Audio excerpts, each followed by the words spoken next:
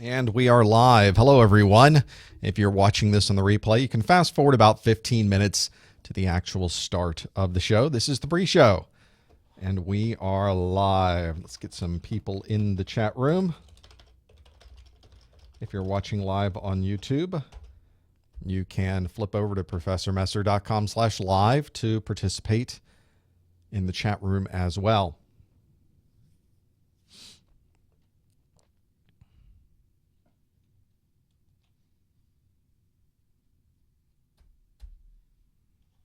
Let's get some things going on the website. Let's get off of messing around with those things. Let's go there. And let's change the message on the top of the website. This is a thing we always do, isn't it? I already have messages going out automatically at the top of the hour, or 5 minutes till. So there's that. Hello, chat room. We need to listen to see how this sounds as well, because that's important that it sounds good. So let's listen in, shall we? Let's turn this down a little bit so it doesn't. This is a thing we always do, isn't it? Well, that sounds fine. I'll take it. I'll take it. All right, let's change our text on the website and see what we got going on.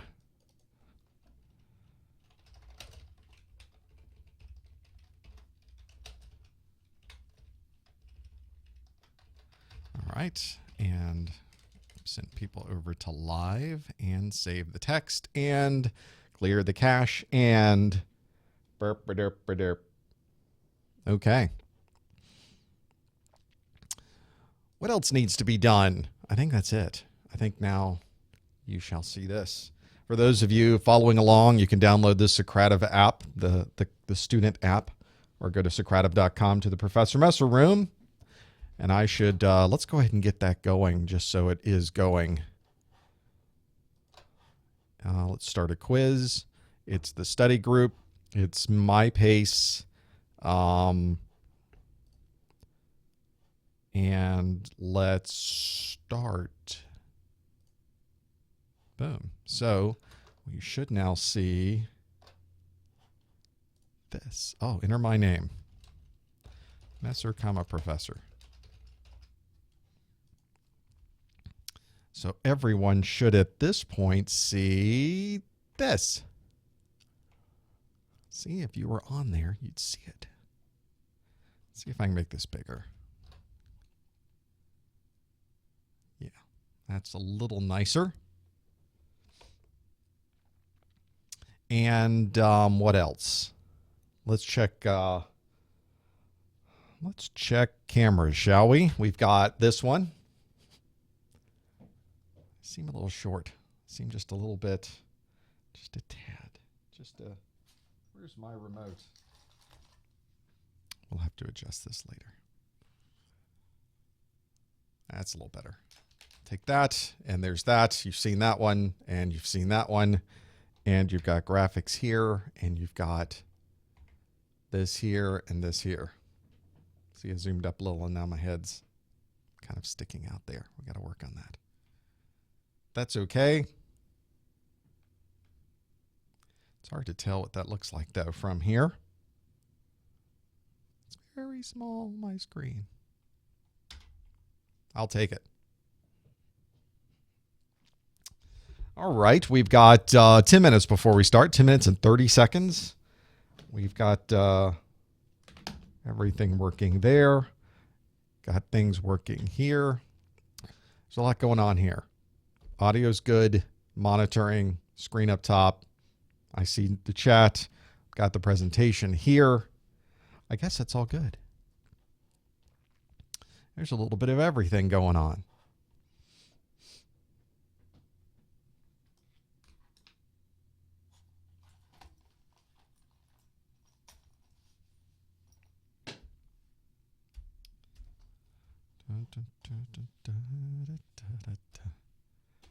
All right, welcome chat room. I see people piling in.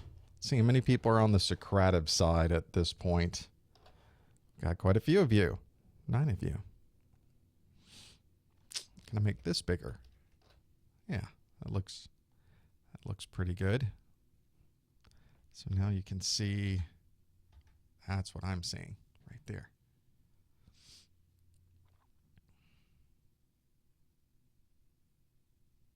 Now it says 9 of 12 answered. Oh, wait, how'd we do? There we go. Oh, look at that. I can just go to one screen now.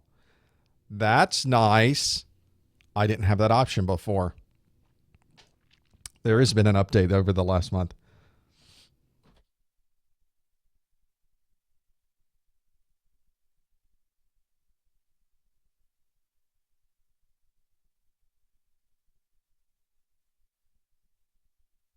There's a lot going on.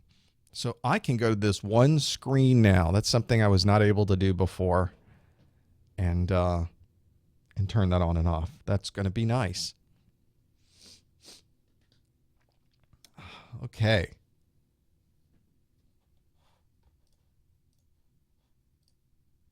All right. We've got those coming in. We'll have the call-in lines up and running in about an hour.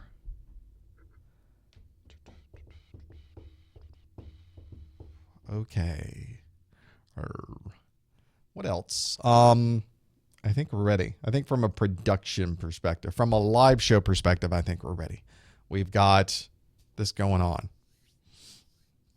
Let's see, when people vote, does it still boing on the screen? Does it still move like it used to?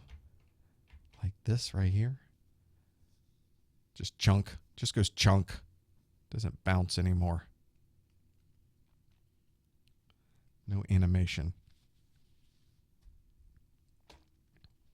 That's okay. I can still do this, which makes me happy. So I could technically get rid of a few things on my side. I have a screen running that shows me what you see. Does it? Did I get rid of it? Oh, this is the one that I show. And then there's this. That you see. Okay, that's what it is. But I don't have to do that anymore if I can show this. That's much better. All right, we've got 7 minutes to go before showtime. Trying to hear things a little better in my head. It's hard to hear what's going on there. Okay. All right. I think we're good. We have a hot beverage.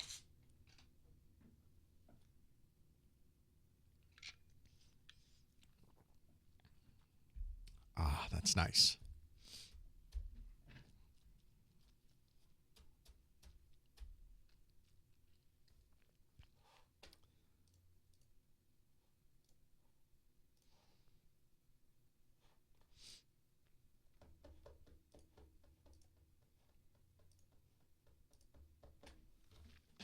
Okay.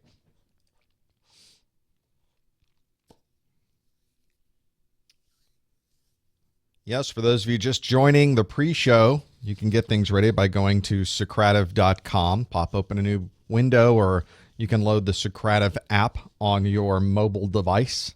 The student app is what you want, the Socrative student app. And go to the Professor Messer room. Make sure you spell it correctly, Professor Messer. Professor with an O-R, Messer with an E-R.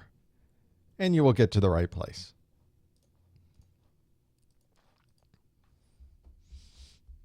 Should probably change that room to something a little easier. Instead of typing all those things in.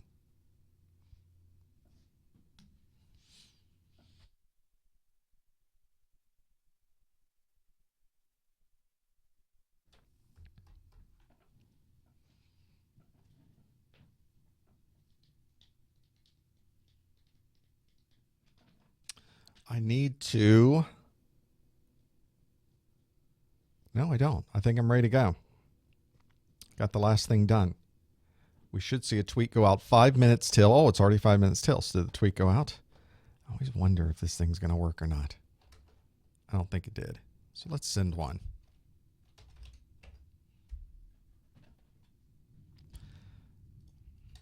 My Live A Plus study group starts right now. Clicky, click, click here.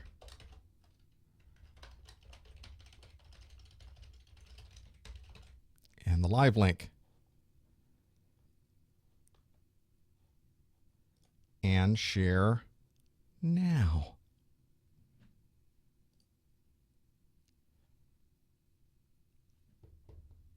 My post has been sent, but was it really? Let's see. Yep, there we go.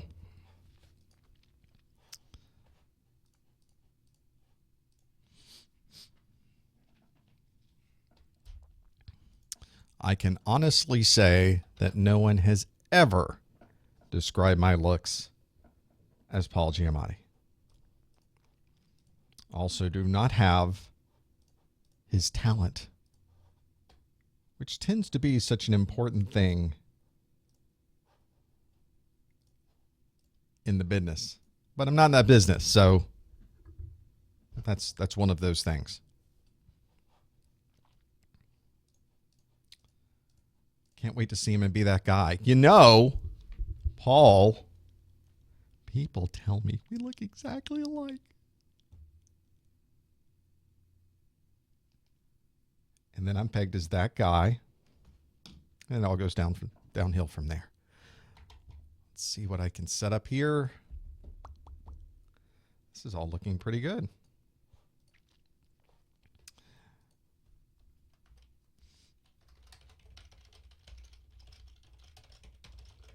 Okay, get the live link in the chat room. Hey, we got 3.5 minutes, 2.5 minutes, something like that.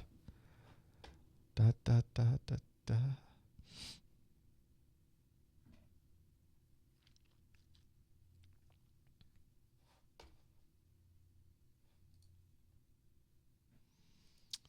Let's see, can you see?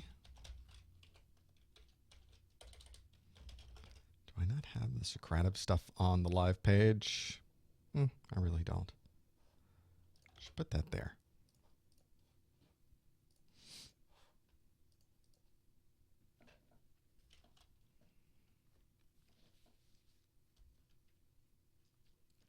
Okay. That looks good. This looks good.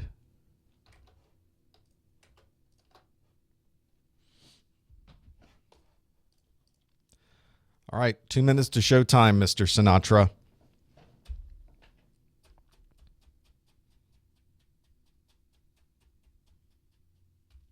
Yeah, if you're seeing 1 of 12 questions, that's where you should be. You should not see waiting for teacher. We've already started. Make sure you type it in the room name correctly, Professor Messer. Name.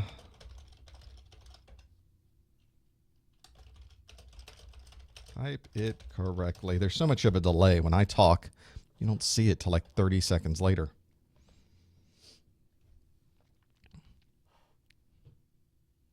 Yes, I did say I was going to fix that eventually.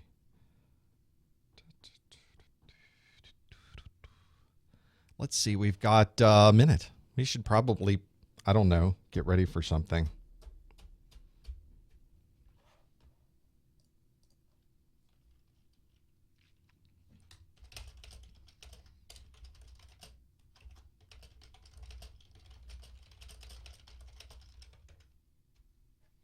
Okay.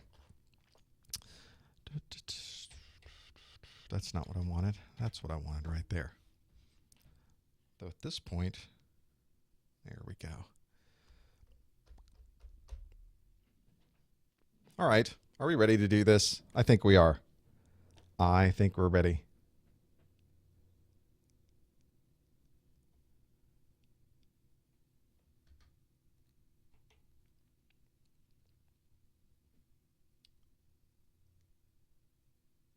Hello, everyone. Welcome to the April 2015 Professor Messer A+ live study group. This is our monthly study group where I ask the questions and you provide me hopefully with the answers. We're going to do a lot of Q&A today. We're going to go through a lot of topics. In the second hour of the show, I turn on the phone lines and you can call in if you'd like or not. It's completely up to you. I'll talk anyway. So either way, I think we're in pretty good shape.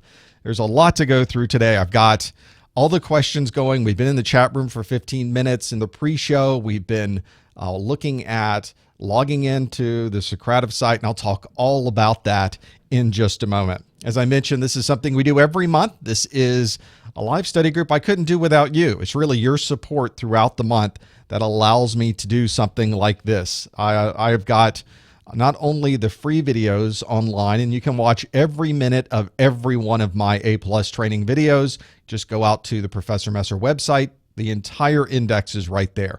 But there are some people who would like to have it offline. You'd like to take it with you. And I provide this on a flash drive. You can purchase it. You can find out more on the Professor Messer website. If you want to see the latest videos I put online, I just in the past month or so, I've put 50 new videos for Network Plus online. You can follow me on YouTube at professormesser.com/YouTube. I have the live or the free A+ daily pop quiz question, and I send that out via Facebook, via Twitter, via email. One of the great ways to get that's via Twitter. You can follow on Twitter, and I sometimes throw a few things out every now and then as well.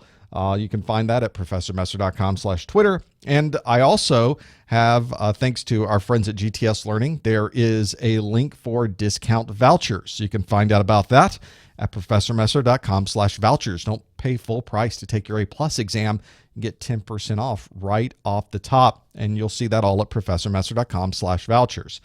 Well, there is a lot of people that are here for the first time. There's a lot of people that are here who already have their A+ certification. And if you're watching this either live or you're watching this through a replay, you are eligible to get continuing education unit credit. And if you did that, then you've got a good chance to get, I think, 3 in a year, or 3 over 3 years, or 6 over 3 years. There's a certain number depending on the certification that you have. You can find out more about that on the CompTIA website. Sometime during this presentation, I will give you a secret keyword, and you'll email that to me, and I'll be able to certify that you did indeed watch this particular question. There's a lot of things to go through today. I've got plenty of questions set up. I want to make sure that you are available, that you can get all of these videos, as I mentioned, offline. But one thing that I do both online and offline is their transcripts and closed captioning. If you go to YouTube and watch any of my A+ videos, and now any of my new Network Plus videos, any of my Security Plus videos, they've all gone through a human person typing into a keyboard and transcribing them. So the closed captioning is exceptionally good. So if English isn't your first language, or you aren't understanding exactly what I'm saying, underneath the videos, the entire transcript. And I try to read those through and QA them. Most, I would say 99.9% of that is right on the money. The people typing in the transcription are watching my video so they can see my notes. And if I misspell something, they'll misspell something. So it's important that I always keep them there. If you want to know more about the downloadable versions of this, there's the link on the screen. You can do that. So the people that are in the chat room are now logging into Socrative. And we talked about this in the pre-show. Socrative is this Q&A. I'm going to ask you a question. You're going to answer it, and I'm going to see your answer. Well, not your answer. I'll see everyone's answer kind of rolled up. But this is a great way to go through, and I can see how well you answer some of these questions. You can either pop open a new browser window and go to Socrative.com. There's also a Socrative app for your iOS, your Android, or your Windows phone device. You can download those from the appropriate app store areas for those particular platforms. You go to the Professor Messer room. Make sure you spell it right. If you spell it wrong, you won't see any of this. But spell it Professor Messer right there, and I'll remind you many times during this how to spell it. And then you can follow along and answer. In fact, I have a question up right now. If you're logged into Socrative, you will see this, and you'll be able to answer it. And it's going to wait until I proceed with the next question. This isn't something you get to hurry up and study and see faster than the class can go. I will click a button and you will see the next one, which is great. You can do that. So the question is, how long have you been studying for your A+ certification? And you can see I've got really kind of a smattering of less than 3 months, 3 to 6 months, a big group of you. over 50% are right there in that first 6 months of trying to figure all of this out. Look at 13% of you already got your A+. So maybe you're here for the continuing education units. Maybe it's the free pizza. I don't know. Could be any one of those things. But thank you for being here and doing that. We will go through a number of questions today directly from the A+ exam. I'm going to ask you very specifics. I don't make them very, very easy. They're usually multi-step questions. At least you have to think about them in multiple steps. So this will be a very good way for you to go through. And you can see, yeah, we got 70 people that have answered, 71, 72. So a lot of you are in there now. Good. It's good to see you in there. We're going to go through and answer those particular questions as we go. The A+ exam, a lot of people are asking me questions about the A+ exam this month. You may have noticed that it's getting a little long in the tooth. It's over 2 years old. At least the version that we're dealing with on the A+ exam is over 2 years old. And for those of you that have been following CompTIA for a while, you know that when you get to the third year, CompTIA tends to update the certification. And they have said in Facebook posts that the A+ certification is something they plan on updating at the end of the fall, beginning of the winter time frame. So you've got somewhere near the end of the year where you will start to see a new version of the A+ come out. It's probably going to be a 900 series. So you'll probably see a 901 and a 902 suddenly appear out there. What they do when a new version is released is they tend to give a time frame where both exams can be taken at the same time. That way you're not left cold. They don't just switch the exam and wait. I've been studying for 6 months and you just changed everything. Nope, you're still good. In fact, they've traditionally given another 6 months after the release of the new one. So if you think about that, if they do this at the end of the year and release that new version and then give you another 6 months, you could still be taking the 801, 802 almost up to this point. You've almost got about a year if you're studying right now. So don't feel that you have to rush things. Don't feel that you have to wait for a new version to come out. Whether you take and pass the 800 series or the 900 series, you get exactly the same certification. Exactly the same. It doesn't say you took the 801 or you took the 901. It just says you took the A+ and you passed it. So don't worry about that piece. It's going to be there and you'll be fine. The 801 exam goes through hardware, networking, laptops, printers, operational procedures. The 802 goes through operating system security, mobile devices, and troubleshooting. And there was even a question in the chat room about this, is that there's a 90 questions on these exams. On the 801 notice that the passing score is 675 on a scale of 900. This is this weird numbering method that CompTIA uses. It's not a percentage. In fact, you can't even really configure it or figure it out as a percentage because, as we understand it, CompTIA doesn't explain a lot about this, but we think every question has a different point value. So you can't really say, oh, I only need to answer X number of questions and I pass. That may not necessarily be true. Every question has a certain number of points available to it. The scale is between 100 and 900. Can't get a 0. The lowest you can get is a 100. I know, it's odd. And then you have to get enough points to get up past 675 for the 801 and 700 for the 802. And if you get past those, you're good. You've got your A+ certification. So let's see how well we know our content. We're here for the questions and the answers, aren't we? So let's do exactly that. Let's go through and see if we can answer some of these questions. We're going to start with an operating system question. And the question is, what does the $ after a Windows share represent? And again, you go to Socrative.com or open up your Socrative student app and go to the Professor Messer room listed right there. I've got a few options available. So it's a multiple choice.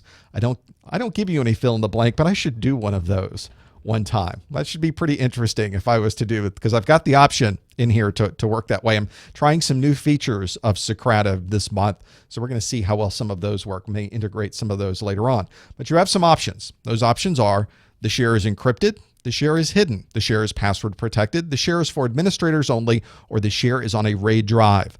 That $ means something. So again, I like to give you those multiple step questions. Again, no answering in the chat room. That would be cheating. Don't do that. Answer here. Answer on Socrative. And we're going to go through exactly what the answer is. And you can tell everybody you got it right or not in the chat room. We'll believe you afterwards. This is something that I find is important in these questions, is that there's got to be two steps. There's got to be a step for what does the $ mean in a Windows share, and then you have to interpret the dollar sign to my answers that I have here. So we're gonna try doing that on a number of these. And there are not two possible answers here. And one of the important things about the A+ certification, and really any certification exam you take, is that you don't think outside this question. You take exactly what's been given to you in this question, and the answers are in context to this question. There's only one thing in here where the dollar sign after the share name represents it. Only one thing. That's the best answer. You have to give the best answer with this. And it fits perfectly into this mix. In fact, I'm looking through the questions. Could any of these be a second question? And I'm looking through them. Nope. Only one of these is exactly correct. And so you've got to figure out which one of those. Sure, you can phone a friend.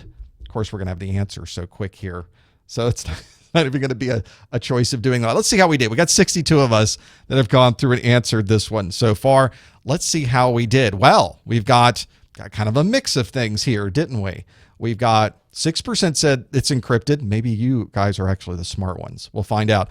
52% said the share is hidden. I guess if you go with a majority, 52% would be 50.1% plus. So share is hidden. Maybe that is, if we go with the phone a friend, or we ask people and they tell us that the share is password protected, 16% said that one. 28% the share is for administrators only.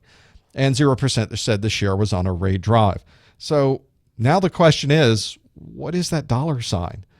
Well, you've got to think about how these are used. And generally, you can think about them in a number of ways.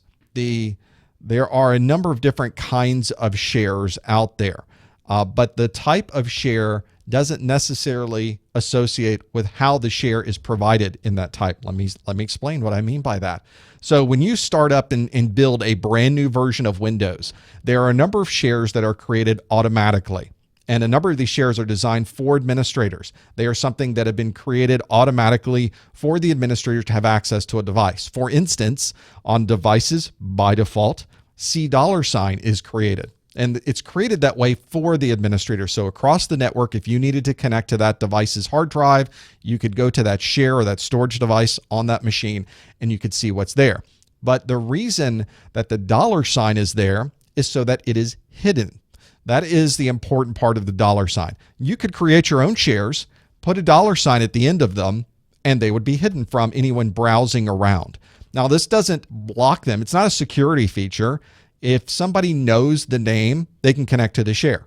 And of course, you need to have the proper authentication mechanisms in place, the proper rights and permissions for the people that are connecting to that share. But it's sort of like if you think about, we were talking in the chat room earlier to this, SSIDs on a wireless network and how you can enable or disable the broadcast of SSID. It has nothing to do with security, but it simply allows people to either see it or not see it.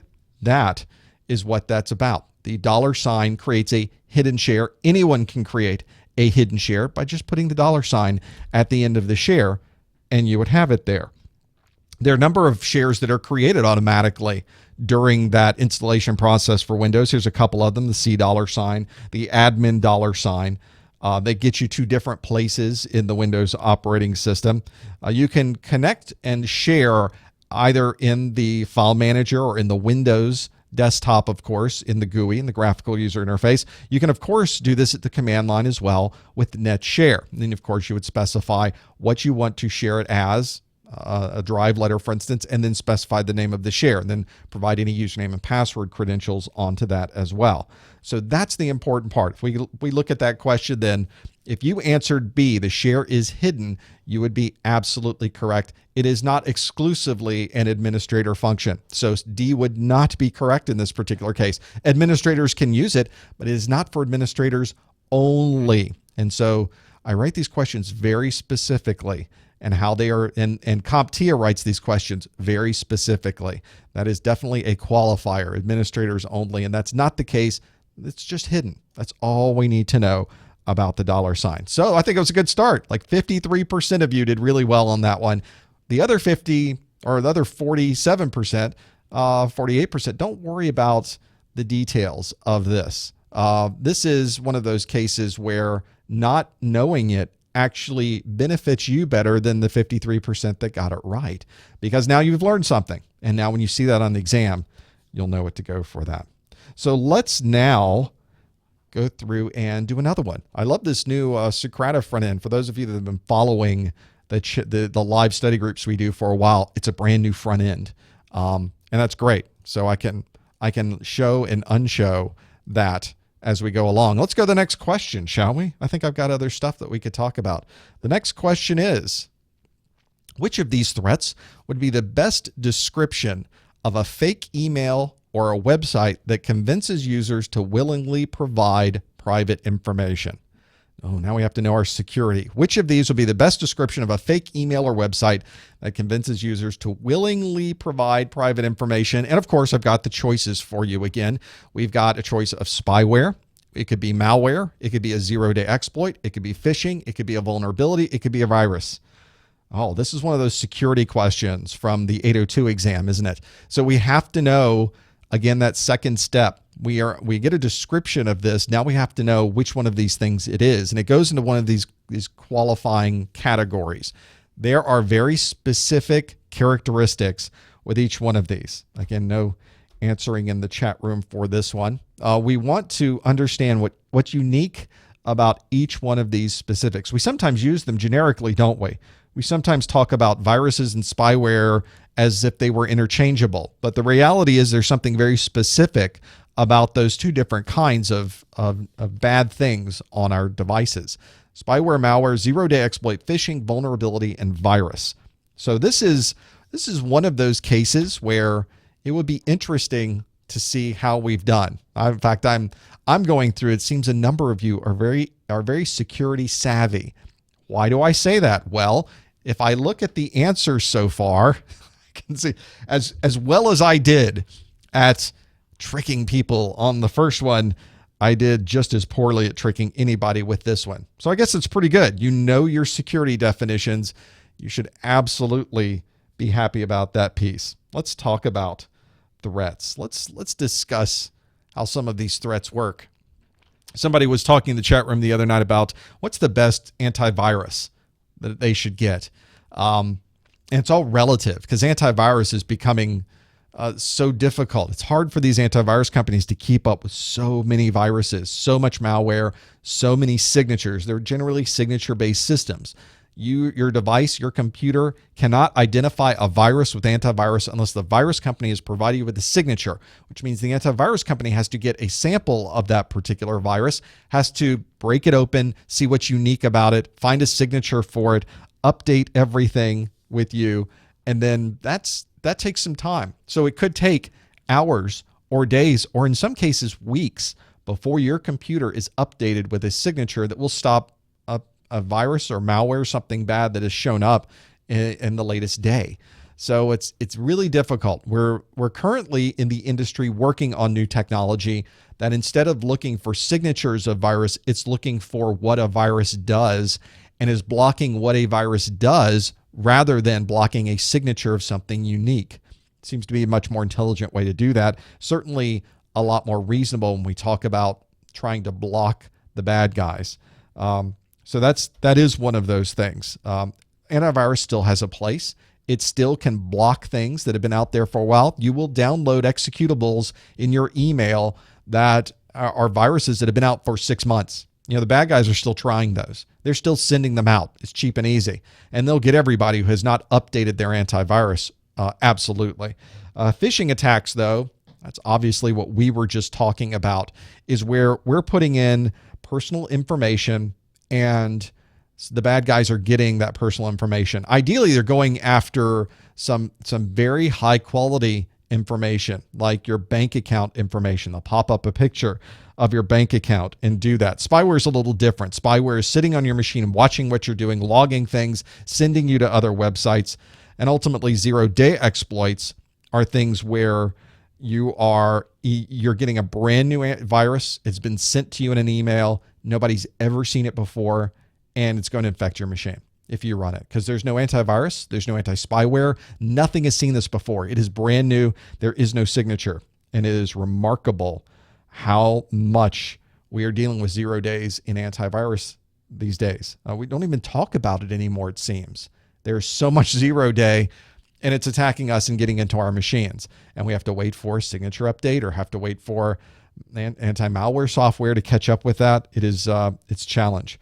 So everybody has their own flavor of antivirus, and you should at least run one of them. I don't really care which one you run.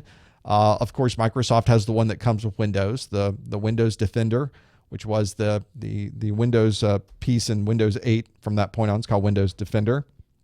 So there's a lot of important security pieces you should have in your operating system. Your firewall should always be on. Your antivirus should always be running. You should have a good anti-spyware software installed on your machine. And you should be very careful about what you're doing. And while we're on the topic, before I go to the next question, I saw somebody this week, and I don't think it was in the chat room, I think it was on a third-party site, say, I don't need antivirus because I'm good about what I'm clicking.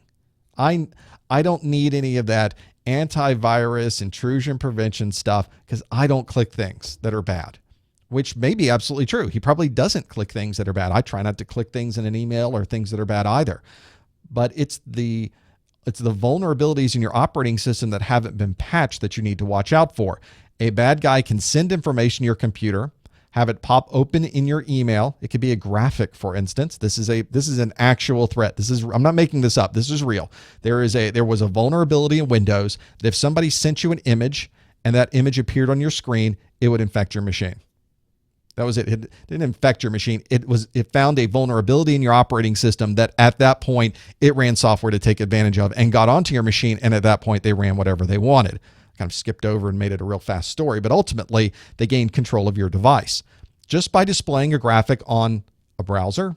In this case, it was an email where the graphic came in Outlook. And so there was a number of things that had to happen. You had to be running Outlook. It had to be a certain version, and you had to have it so that you could display the graphic, but you were done. That was it. You didn't even click anything. It was immediately infecting your machine.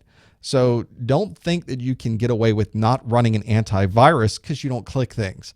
There's a very good reason to run antivirus, and you should absolutely have that running on your devices. All right, let's do another question. Enough of me chatting about viruses. No answering in the chat room. We're going to have a question about loopbacks. And which of these would you be most likely to use a loopback plug? These do come in handy. And how would you use them though? Well, let's find out. No answering in the chat room. Let's try this out. Would it be to verify the operation of a network interface? Would it be to perform diagnostics on a SCSI hard drive? Would it be to tap network traffic for a packet capture device? Would it be to boot from a USB connected DVD-ROM drive? Or would it be to forward traffic from a subnet to an internet link? We would use a loopback plug for one of these things. And this is another case where it's really only one.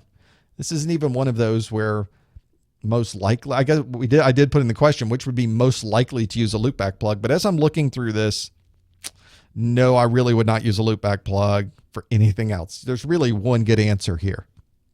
This is from the 220-801 exam. So we're talking about more like networking for that piece. This is one.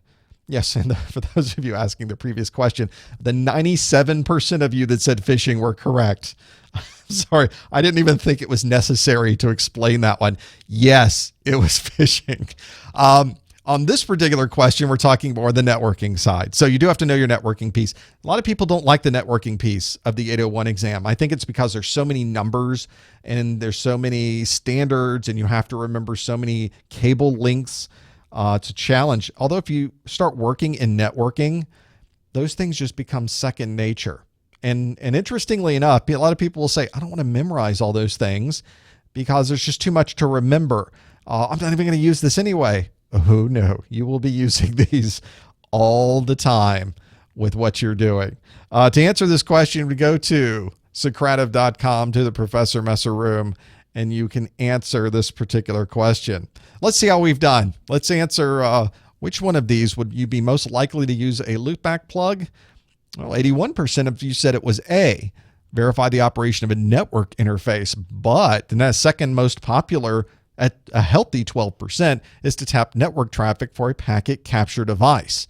The others performing diagnostics, booting from a USB connected DVD ROM drive. Nobody chose that. Nobody.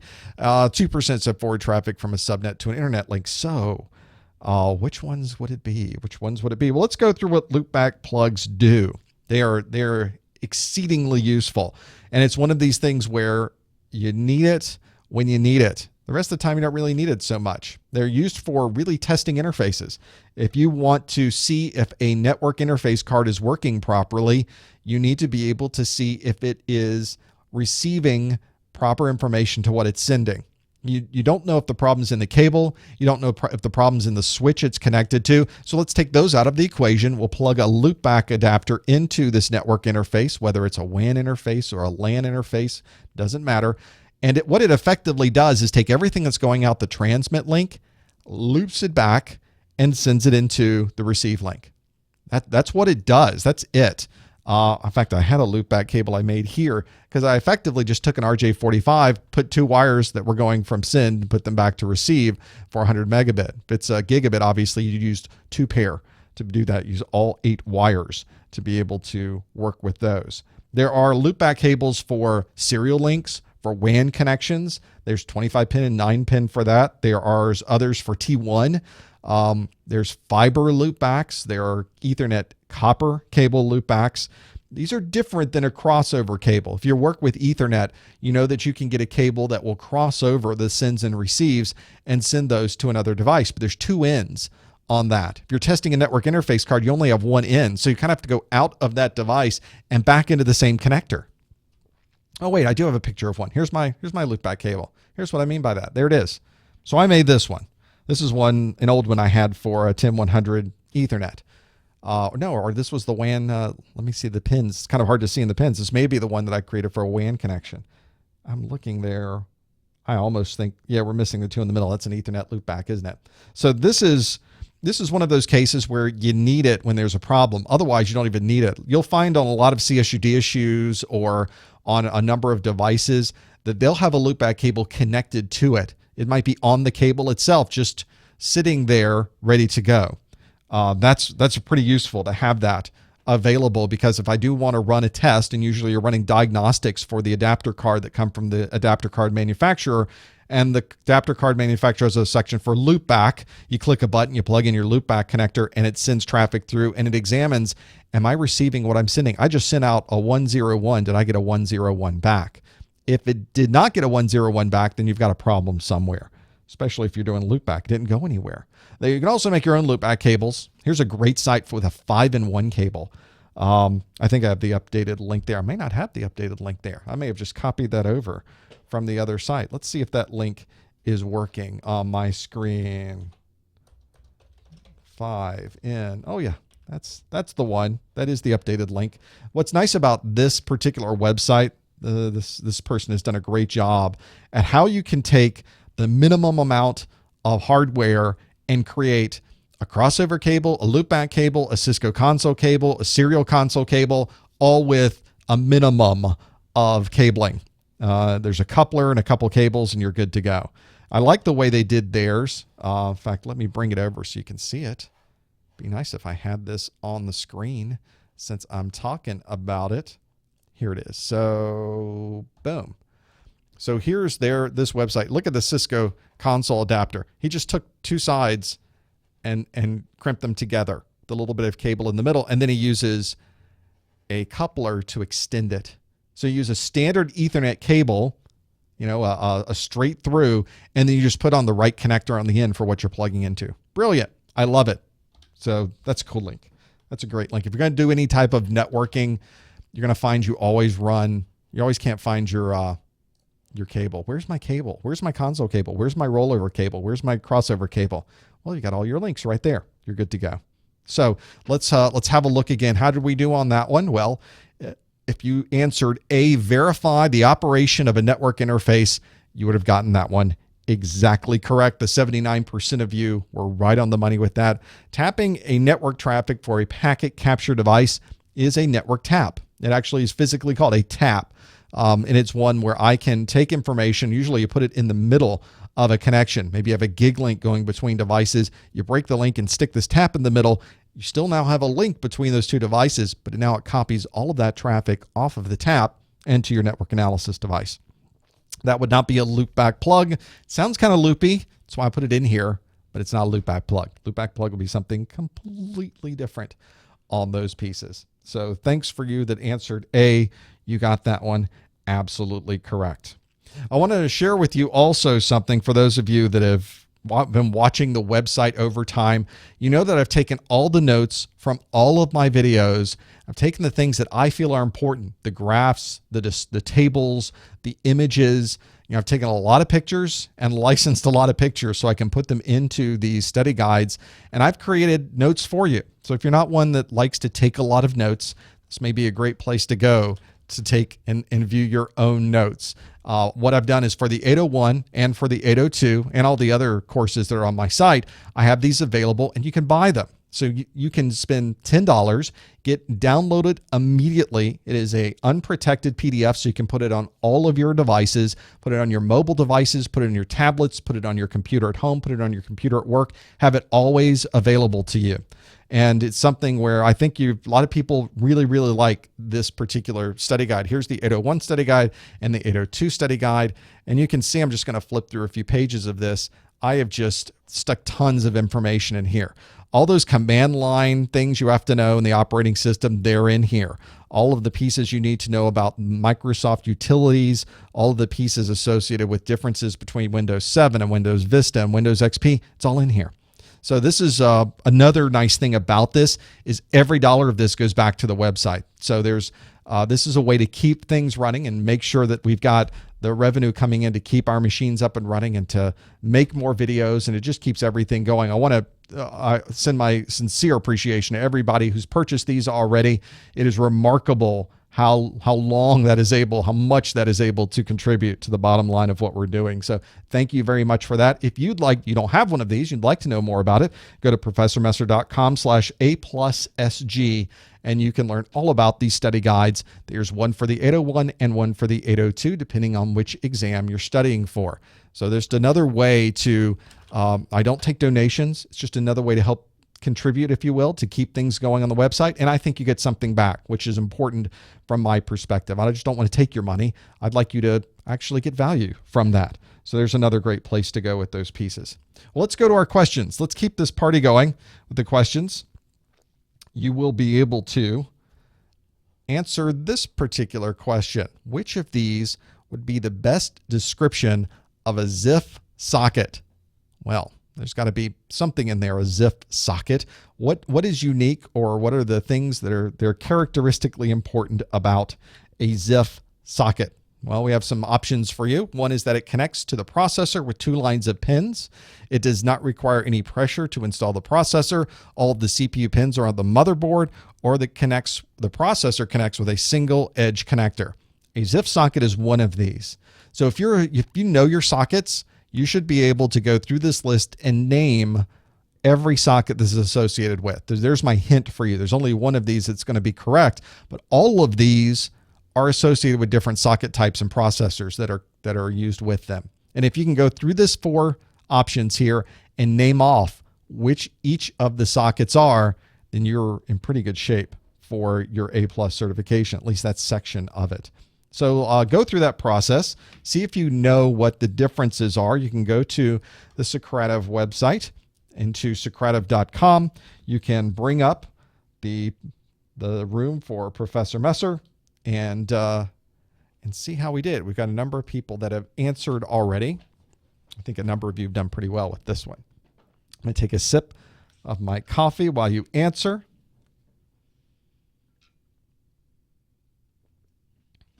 Since I'm talking so much, you guys should talk more. Go ahead. It doesn't work that way, does it? I'm the one that has to be talking. Let's see how we did with this one. We did pretty well. 82% of you said a ZIF socket does not require any pressure to install the processor. 4% of you said you use 2 lines of pins. I love the ones where a lot of people answer a question, it's actually something else. So I'm never quite certain if you 82% are really correct. Let's find out. 10% said all the CPU pins are on the motherboard, and 4% said the processor connects with a single edge connector. Well, it's useful to answer this question if you know what ZIF stands for. And ZIF is a zero insertion force socket. This was a socket that was created so that when you had a motherboard in place, a motherboard there's a lot of important components on it. You don't want to bend a motherboard. You want it to be as non-bending as you possibly can. But if you're installing one in a motherboard case, it's sitting on standoffs. It's sitting just a little bit above the surface of that particular case. So there are places, if you were to push down, the motherboard can bend a little bit. If you put a little pressure on it, it will bend, and you don't want it to bend.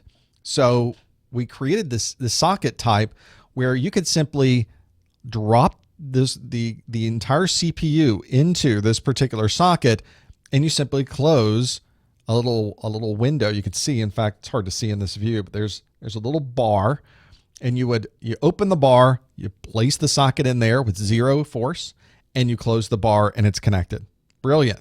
It's very nice to have that there. So this is one of those cases where we didn't have to go through a lot of hassle to install a processor. This is probably one of the easiest processor types you install, because it drops into place. All the pins are on the CPU. So it drops in, and it's in place because you can see it very cleanly, and you simply close the arm. So you see most of these days on AMD type processors. You don't see as much on the Intel side any longer. Intel's gone with more of the LGA, the land grid array processor, which has all the CPU pins are on the motherboard on that particular one. So if you were one of the people that answered B, the 81%, you would be absolutely correct in this particular case. Well, I am going to now try one of the new features of it's not really a new feature, but it's new for me. I've not done this before. We're going to do an image. We're going to look at an image and try to figure out what it is. What is this thing? Oh, and it looks like it worked just fine. What is this connector? That is the question. What's this connector? No answering in the chat room. This is an 801 question, obviously, because there's hardware associated with this. And that connector is something. And you have some choices, of course, of what this connector is. Is this SCSI? Is it motherboard power? Is it single mode fiber? Is it PCI Express power? Or is it external storage data connector? It's one of those. That's the picture right there. I think I have a bigger picture of it I can show you. It's got my head kind of stuck in the middle of it. I could probably fix that, though, by doing that. There we go. Where'd my head go? I'm still here. That's the connector type. So you need to, no answering the chat room, but you need to go through and work with these pieces. This is a connector. If you're going to be putting together computers, and you will with the A+, then you're going to need to know that. This is where you start getting, you might get some of these on the A+ exam, where they show you a picture of something and you have to answer for that particular picture. This is the connector type also is one that you will probably run into. So there's a few things that might help you along the lines. This one's a big connector, isn't it? It's not as big. It's bigger than my head. That's how big this connector is. It's enormous. Not quite that big. You can kind of see it in scale though on this device. So what's interesting about this connector, you'll notice you can't plug it in the wrong way, because the interfaces, the ports on the connector themselves are keyed into a particular angle. So some of them have angled, some of them are complete squares, so you can't mess it up, which is great. If it's dark and you're trying to get in this and you're trying to plug something in, a lot of the connectors you're going to work with are keyed exactly this way. Practically all of them these days.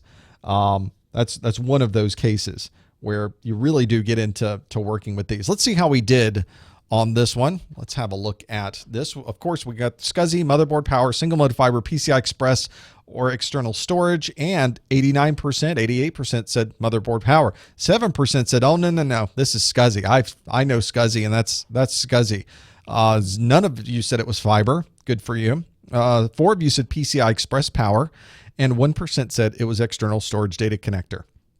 Let's have a look at this. If you were to look at our motherboards and work with them, these are big devices. The thing that's plugging into them is this. I'm going to move my head out of the way again so you can actually see this. This is what you're plugging in with this particular connector, and that is all of the power for the motherboard that's coming from the power supply. It is a big connector. So this is and the most common you'll see these days is a 24-pin connector. There are also 20-pin connectors you'll see on earlier ATX versions. ATX is the power supply standard for these pieces. You put these two things together, and as I mentioned, they only go in one way, and it locks down. You'll notice there is a lock on this right here, and you can see that it's going right into this little lip that is on the edge of it. So you'll have it get in there, and when you push it down, it'll click, and you won't be able to pull it off unless you push in on that to be able to release it, which is important. This is your motherboard power, so you want to be able to always have it there. When you ship a computer, if you're moving one from one place to another, that's something you don't want pulling out, then you have to open up your computer again and push that down again. It's got a lock right there, so you're good. And when you're done, you'll see it's locked in nice and tight into the motherboard, and that's how it's going to get power for everything. So that's a very useful thing to have. If you're going to be installing or working with a build, I just went through and created or built a new computer in my lab here in the studio, and I've got video. I just have not edited the video yet to be able to work with that. So it's very useful to have that there. Now I had a 24-pin connector going right into my motherboard. That worked great. One of those times where having that available comes in really handy. That's from the 801 exam. So if you're working on your 801 materials, you will want to know that. All right, no answering the chat room. Let's do another one. We're zooming right along now. Everybody loves printer questions. So who am I to not give you a printer question? So here this time, the printer question is specific to impact printers. Which of these would be a common impact printer maintenance task? You know, not only knowing how impact printers work is important, but you also have to know how to fix them if there's a problem. And there's certain aspects about maintenance on these printers that are unique to the different printer types, to laser printers, to inkjet printers, to impact printers, to thermal printers. You need to know these things. And there is something that is a common impact printer maintenance task. It is either replacing the toner, it is cleaning the heating element with isopropyl alcohol or IPA. There is replacing the fuser and replacing the print head. One of these will be specific to an impact printer and the maintenance task associated with it. And I've done a few of these myself, so we can have that there. I agree. I kind of like the image one we just did. I'll have to do more of those. Those are nifty. Those are useful. I should probably make some good ones there too. I've got access to some great images to put into these, so I should really take advantage of that. So in impact printers, if you want to answer this question, by the way, not in the chat room, you go to Socrative.com and you answer right there and how we're doing. And I think this is another case where knowing your printers is going to be very important. There's a whole section of the 802 exam where it's just printers. There's nothing but printers involved in this. So you're going to want to know that. You're going to want to work with them. You're going to want to work through all the printer types. This is a case where, or it's the 801, I'm sorry. This is a case where you really have to understand each printer type and how to work with them. And I think it's going to help you because one of the universal truths, it seems, is that printers always break. They never work right. There's always a problem. I can't print. It's not printing. And there could be so many problems. And because it's invisible, if you don't get anything out of the printer, it could be one of 20 different things. And you have to go through all 20 of those different things to figure out that piece and being able to work with this. So let's see how we did. And which of these will be a common impact printer maintenance task? Let's see. 11% said replace the toner, or 10 now. 10% said clean the heating element with isopropyl alcohol. 6% said replace the fuser. I guess if we went with the majority, it would be replace the print head. So which is it for an impact printer? In the chat room, people are going, oh yeah, I never had a printer that just worked. It's so true, isn't it? It's one of those things. Impact printers, the name impact printer and the way that an impact printer works is that there is a print head on an impact printer that has tiny little pins in it. And those pins, like a hammer, are coming out and hitting probably a ribbon, and at that point also a piece of paper. And so they're constantly beating on this piece of paper to be able to put an image onto the piece of paper. And as you can imagine, something that is working, that is mechanical, that's working that hard and is pounding something onto a piece of paper, they go bad. Occasionally you'll have one of those pins, like a 24 pin print head. You'll have one of those pins that isn't working anymore. So you start seeing letters that aren't really looking quite right for all of those pieces. And that's why you will find print heads. This is one. It's kind of hard to see. Let me zoom up. Zoom up on this. So there's the print head part. All those tiny little pins are coming out and hitting a particular, this is a 24 pin. So you can see I think there's 12 pins on each one of those sides. There's tiny little things. They will break, they will wear out, they will stop working, and you can't just replace the pin. You have to replace the entire print head.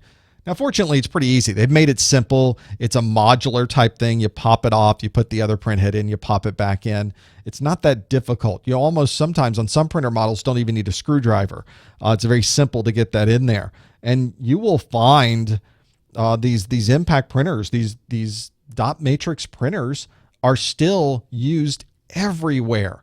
If you've been in an airport ready for a flight, the pilot shows up, one of the pilots shows up and they start printing out the pages, and I don't know what they've got. They've got everything on here. They've got the manifest. It's got weather. There's information on there about the localities. I don't know. There's tons of stuff. And it's just printing. You can hear it. Kink, kink, kink, kink.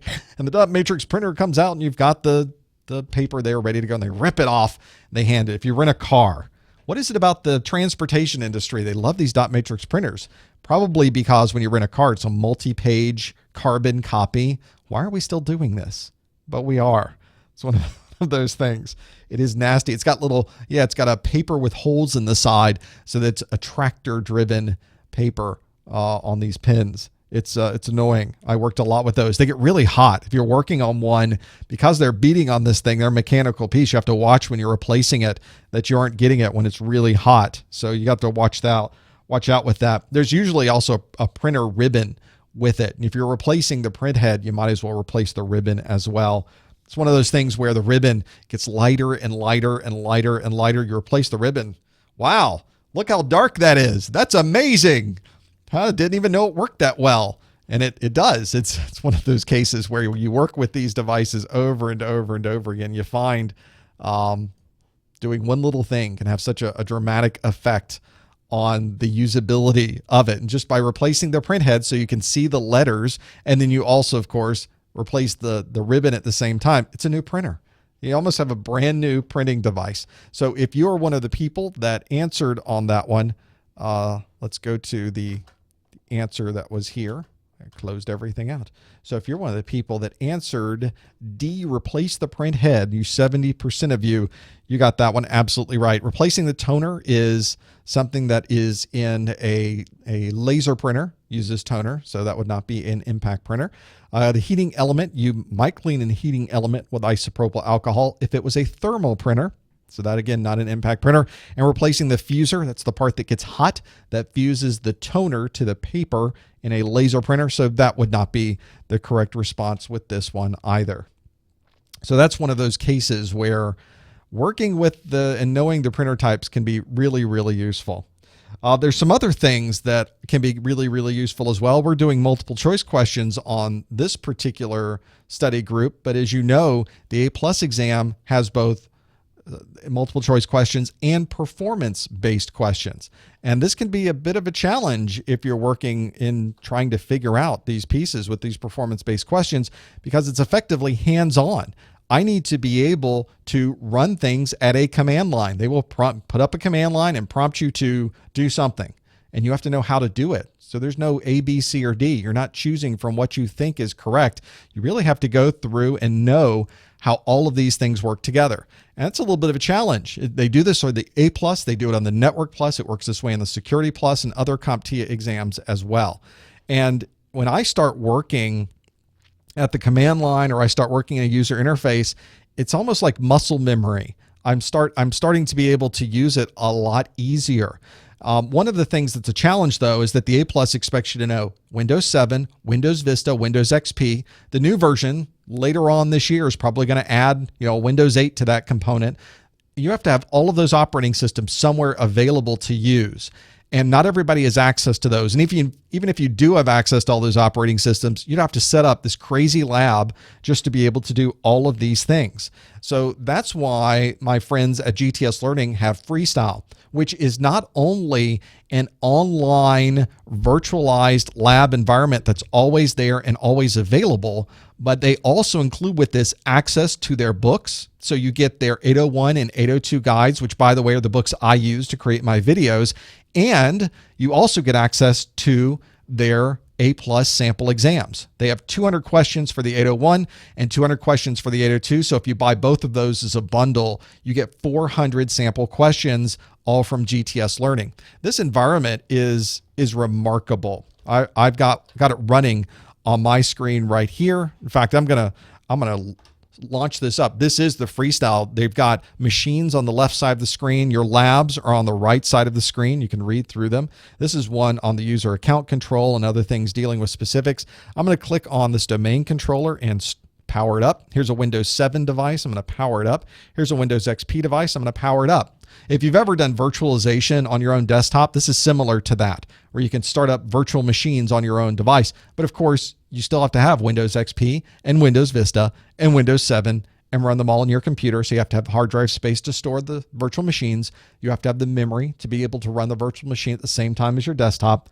There's a lot there. And of course, if you're somebody who prefer something that's physical, well, sure, set up your own lab and do this piece. One thing about Freestyle, though, you can learn about it at professormesser.com/freestyle labs. The Freestyle you can try for an hour absolutely free. So you can do what I'm doing right now and see if it's right for what you're doing. What I like about this is it not only will use Java as a remote desktop front end, which is what's running on here, but I've also got HTML5. I'm going to run HTML5 because I'm running in my Chrome browser here, which supports HTML5. So nothing has to be installed on your computer, which is even better. If you're somebody who doesn't like installing a lot, or if you try to run Java in a browser, you're concerned about security or it just isn't working for you, that's one of the ways to do it. So you get a year's worth of this. And I'll mention, by the way, flip back to this real quick, it costs more if you simply go to the GTS Learning site. If you follow this link, actually, you've got a nice discount coming to you. I think it's $125 normally. It's $99 through Freestyle Labs. I think that's the price they've set on it. Don't quote me on that, but it's a discount. You don't pay full price, which is the important part of this. When I start working in virtual environments, it's easy for me to grasp what's coming through. And they've broken out all of the labs in the GTS Learning live labs for each section of the A+ 802 exam. The 801 exam, by the way, doesn't need any special command line. There's no command lines on the 801. It's really the 802 where you have to know operating systems and command lines. So a lot of the performance-based questions you get on the 801 are specific to knowing numbers. Maybe you'd have to put this is a good example. I don't know what the questions are, so I'm not speaking out of turn here. So let's say you've got network interfaces. You have to sort them from slowest to fastest. There's a good example of what you might use. Or you're working with operating system sockets, and they give you pictures of sockets, and you have to match up what the different socket types are. That'd be a good performance-based question for the 801. 802, I think it's a little more difficult if you haven't worked with operating systems, because you have to know all the command line structures. Working in command lines is not the easiest thing in the world. You have to know all the differences in operating systems, where to find things in the Windows operating system, where to work with them. There's a lot to go with. And in the live labs, I would simply go to the live lab. I would click on a server. Here's the domain controller. I'm running HTML5. So boom, it pops up immediately. And I'm in this is a Windows domain controller. So I'm running a Windows full-blown domain controller setup right now, and I can start working through any of the domain controller pieces. And I can make this full screen. I can pop out the lab so it's easier to work with.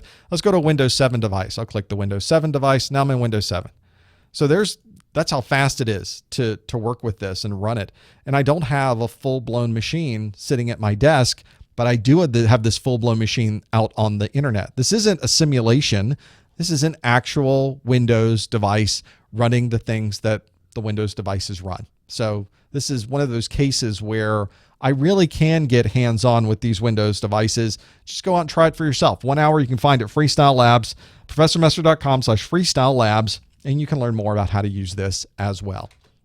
And we want to thank our friends at GTS Learning for also helping to support what we're doing here and giving you a little bit of a discount on those pieces as well. So let's go back to our questions. For those of you on the Socrative, it's already changed. The question is now, which of these protocols could be used on a mobile device to retrieve mail? And I'm asking you to pick two. This is one thing you really, really, really have to watch out for in the exam.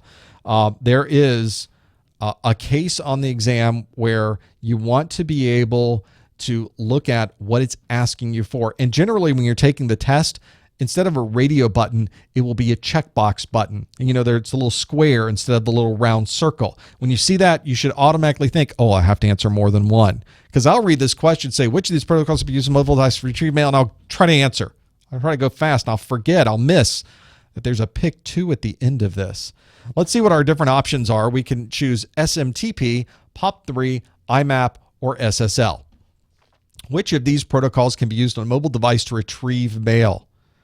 And you can naturally put what is the best choice for a protocol to be used on a mobile device to retrieve mail, pick two. It's going to be one of these for those pieces. For those of you that are interested in the live labs, some of you don't want the labs. You're like, I just want to have questions and answers. You could buy the questions separately as well. You can buy the book separately as well. You can get a physical book if you want a physical book. Follow that professormesser.com live labs connection, or go to professormesser.com/GTS Learning. That will take you to the GTS Learning site. And you can, of course, look there for those pieces too. And that gives you the discount, the Professor Messer discount, if you follow those links, which is useful as well. The link for that also, if you're following on professormesser.com/live, the links are at the top. They are just above the video. So mobile devices is a brand new section on the 800 series exam. We didn't really have a lot of mobile device on the 700 series. And not only do you need to know about email, you need to know differences between iOS and Android. Windows operating system, Windows Mobile, or whatever Windows is calling it these days, Microsoft's calling it, is not part of the A+ certification, at least not the 800 series. So we only have to really know the specifics of iOS and Android. So not only how those differences are between those operating systems, how to pull down apps, and how to work with them, there are cases where you have to configure them. And this is one of those situations. Which of these protocols would we use to retrieve an email? For those of you that are following along or just joining us, you go to Socrative.com, go to room name Professor Messer, spell it right, and you can answer along with everyone else. 88 of you have answered so far. Let's see how we did. Let's see. We got quite a mix of things here. We've got 18% said SMTP, 42% said POP3, and I know I had you pick two, so I know the percentages aren't exactly what you might expect to see. IMAP 37%, SSL 2%. So really nobody said SSL, so 2%. The top two, I guess we could choose the top two, POP3 and IMAP. So is it one of those? How would you retrieve email on a mobile device? Well, there's two primary protocols used for retrieving email on a mobile device. There's POP3, the Post Office Protocol version 3, and there is IMAP, the Internet Message Access Protocol. Now, these two protocols are used for retrieving email. This is when you're going out to a mail server, you're grabbing the latest mail, and you're bringing it down to your local device, or in the case of IMAP, maybe even leaving it out on the server as well. This is one of those cases where it's about retrieving the email. There are protocols used for sending email. And if you look on this, in fact, on this image, I'm going to go down here. So you can see outgoing mail server, smtp.example.com. SMTP, this is the simple mail transfer protocol. This is the one used to send email. This is what you would configure if you need outgoing mail. So if somebody's trying to send mail and it's not working, you should check to see what is set for the SMTP server, or in your operating system, it probably is going to be nice and tell you that's your outgoing mail. If you're having problems retrieving mail, getting it from the server, it's going to be your incoming mail server, which is going to be a POP3 or an IMAP. So if we look at the question that was asked, which of these protocols can be used on a mobile device to retrieve email. Pick two. It's going to be your POP3. It's going to be your IMAP. It's not going to be SMTP. That is for outgoing mail. It's not going to necessarily be SSL. We consider that to be more of the web browsing encryption for that piece. SSL by itself doesn't do anything associated with mail. If you wanted to run an encrypted mail, then you might integrate SSL, but that's not the protocol used to actually retrieve the mail. So important to have that there. This is a case where knowing mobile devices is absolutely going to help you on the exam. Something you should know about. It's a huge section of your A+. Well, gosh, that's a lot to work with for those pieces. So what do I need to know on my exam? If you're planning to take your exam, how do you know even that you should look at mobile devices or networking or security? What do? Well, you get the objectives. I say this in all my study groups just so everybody knows how important it is. The objectives are so critical to knowing what's going on. And I see people come into my website chat room all the time and say, oh, I took my 802 and I got questions I was not expecting. And we ask, well, what topic? We can't ask specifics at the exam, but what topics did you see show up? Oh, they asked me about mobile devices. Wasn't ready for that, but it's in the objectives. So if they had just gone and downloaded the objectives and looked through them, they would have seen there's a 9% of the exam is on mobile devices. And even more importantly, for the CompTIA exam objectives, I'm going to scroll. Let's go to that section 3. Let's keep going down. Look at all this that's in here. Section 3, mobile devices. Explain the basic features of operating systems, Android versus iOS, basic network connectivity, and configure email. It's an entire section. We just did that. Compare and contrast methods for securing mobile devices. Compare and contrast hardware differences between tablets and laptops. Execute and configure. And look at all the detail in here for each one of these. This is the beauty of CompTIA. Other manufacturers and certification providers don't do this. They don't give you this level of detail. If you can put a check mark next to every single one of these, you've got that particular topic. You can now keep studying the other things. Check off as many things as you can. Use those objectives as your checklist. And you should be able at the end of that to know, am I ready to take this exam or not? Well, have you checked off everything? Have you missed anything? It's going to be in there. You're going to work with those things. You're going to have those ready to go with those pieces. That's really, really important to be able to do that. I think there's cases where walking in blindly to an exam, that might be useful if you're just trying to get a feel for how the exam works. But wouldn't you like to know every single thing that's on the exam? Have this enormous list on the exam? Wouldn't that be great? They give you everything. You should take advantage of everything on the exam and working with it. It's an enormous resource that I think not a lot of people take advantage with. Well, we've gone through an hour of content, and it's been a fabulous study group. Of course, we have another hour coming. We're going to open up the phone lines in the after show. If you have been watching this for credit, of course, you can send me an email or go to the website and click Contact Us at the top of the page, and you can type into that link IMAP, IMAP, which is, of course, a protocol used to retrieve email on any devices, not just mobile. It's a email retrieving protocol, IMAP. And you send that to me, just put in there. You can even put a message in there if you'd like. I read through all of them, and I'll send you back a digital certification that says, well, you must have watched this because you said IMAP. Very, very useful to have that there. And I'll send you that 1 hour credit for the CEU. There's a lot more that we do, though, throughout the entire month. We do one of these every month. But in the meantime, I'm sending out my tweets. You can find out more at ProfessorMesser.com/Twitter. Well, of course, you can follow me on YouTube. Please subscribe on YouTube. If you've not subscribed on YouTube, you can even turn off the notifications if that bothers you. But it's remarkable how important those numbers are to the folks at YouTube. I get to talk to people directly because we're over 100,000 subscribers now. Thank you for that. And I'm able to talk to people at YouTube directly. They help me out in making my videos better. It's a nice partnership that we have there. For the quick reference, guys, ProfessorMesser.com/A+SG. The GTS Learning link, of course, is ProfessorMesser.com/Freestyle Labs, or you can even go to ProfessorMesser.com/GTS Learning. Just type in ProfessorMesser.com/something. It'll get you there. you'll be able to find it. We do these every month, of course. The Network Plus study group is next week, where we do a similar thing. We'll do Q&A and do all of these things, but we'll talk about networking most of all, and we'll have all of those pieces there as well. Well, that brings us to the end. Boy, that was a quick hour. I want to thank you for joining us. I would not be able to do this without you. I think we went through some great questions, and we'll do more again next month. Thanks for joining me, everyone. We'll see you next time on the study group. Okay, we've now got the after show. There's stuff to do. Let me bring up the phone lines. I don't know if we'll need it, but we'll host a show anyway for these pieces. Let's see, you're not seeing that piece. I need to turn on the my Skype. I actually worked with a professional at one time who called it Skype. So now I call it Skype because it's adorable.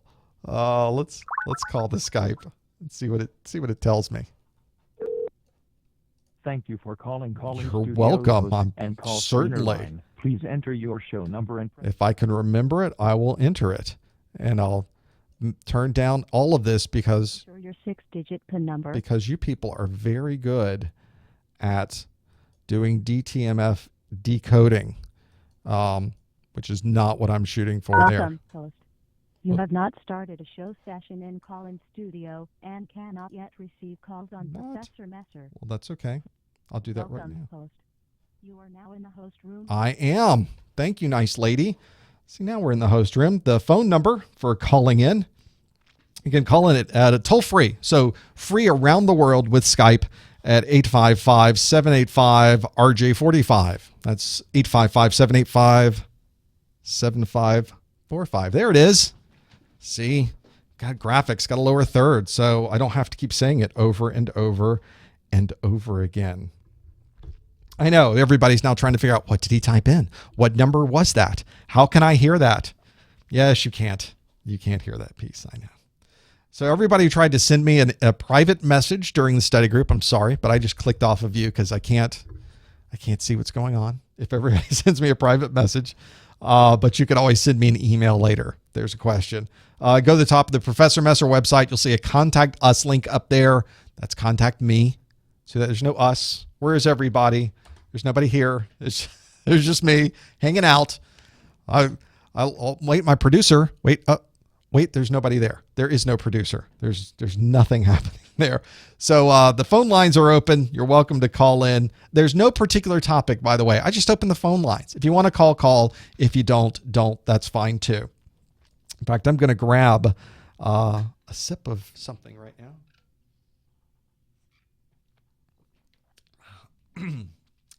A nice hot beverage with those pieces. There was so much going on this week.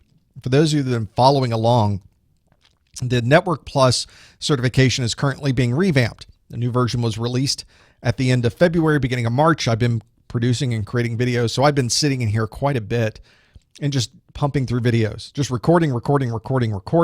I've had people send me messages about, where did you go? Are you in a hole? What happened? Yes, I am. I'm dug in and trying to get this done. I'll sit here for hours and just stare at this camera over and over and over and talk about networking stuff. And you'll see it if you go look at the Network Plus videos. I've been adding more and more and more of those videos. So you're able to get there and work with those pieces.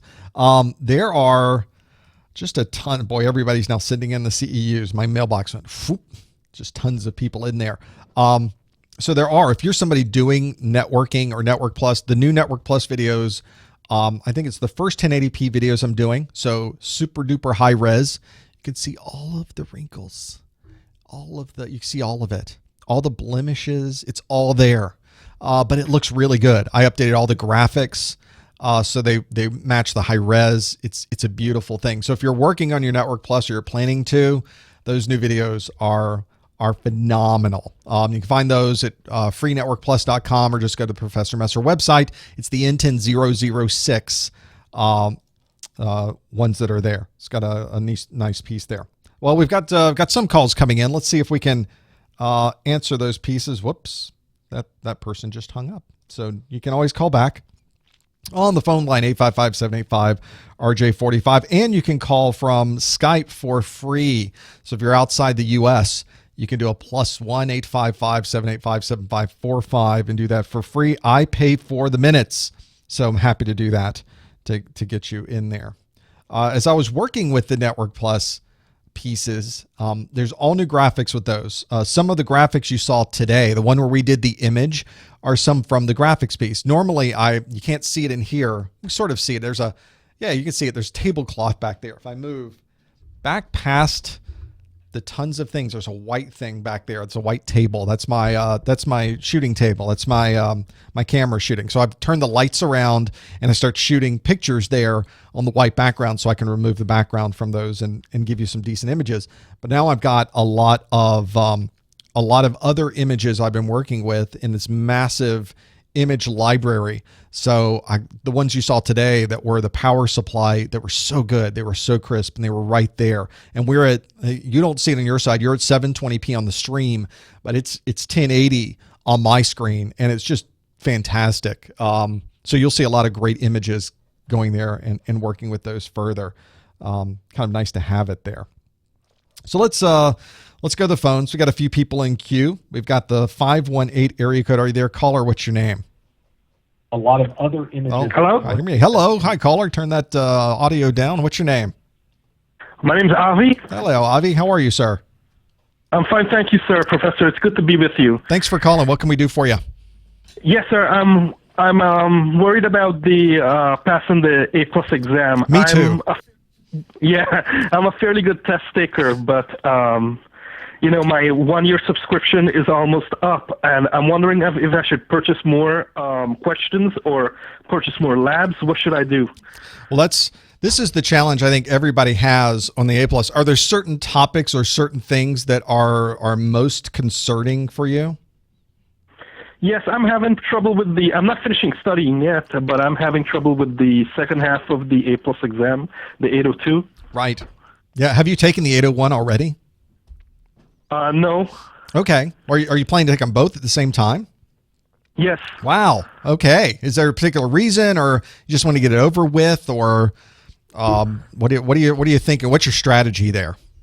My strategy is to get it over with. Yes. In one sitting.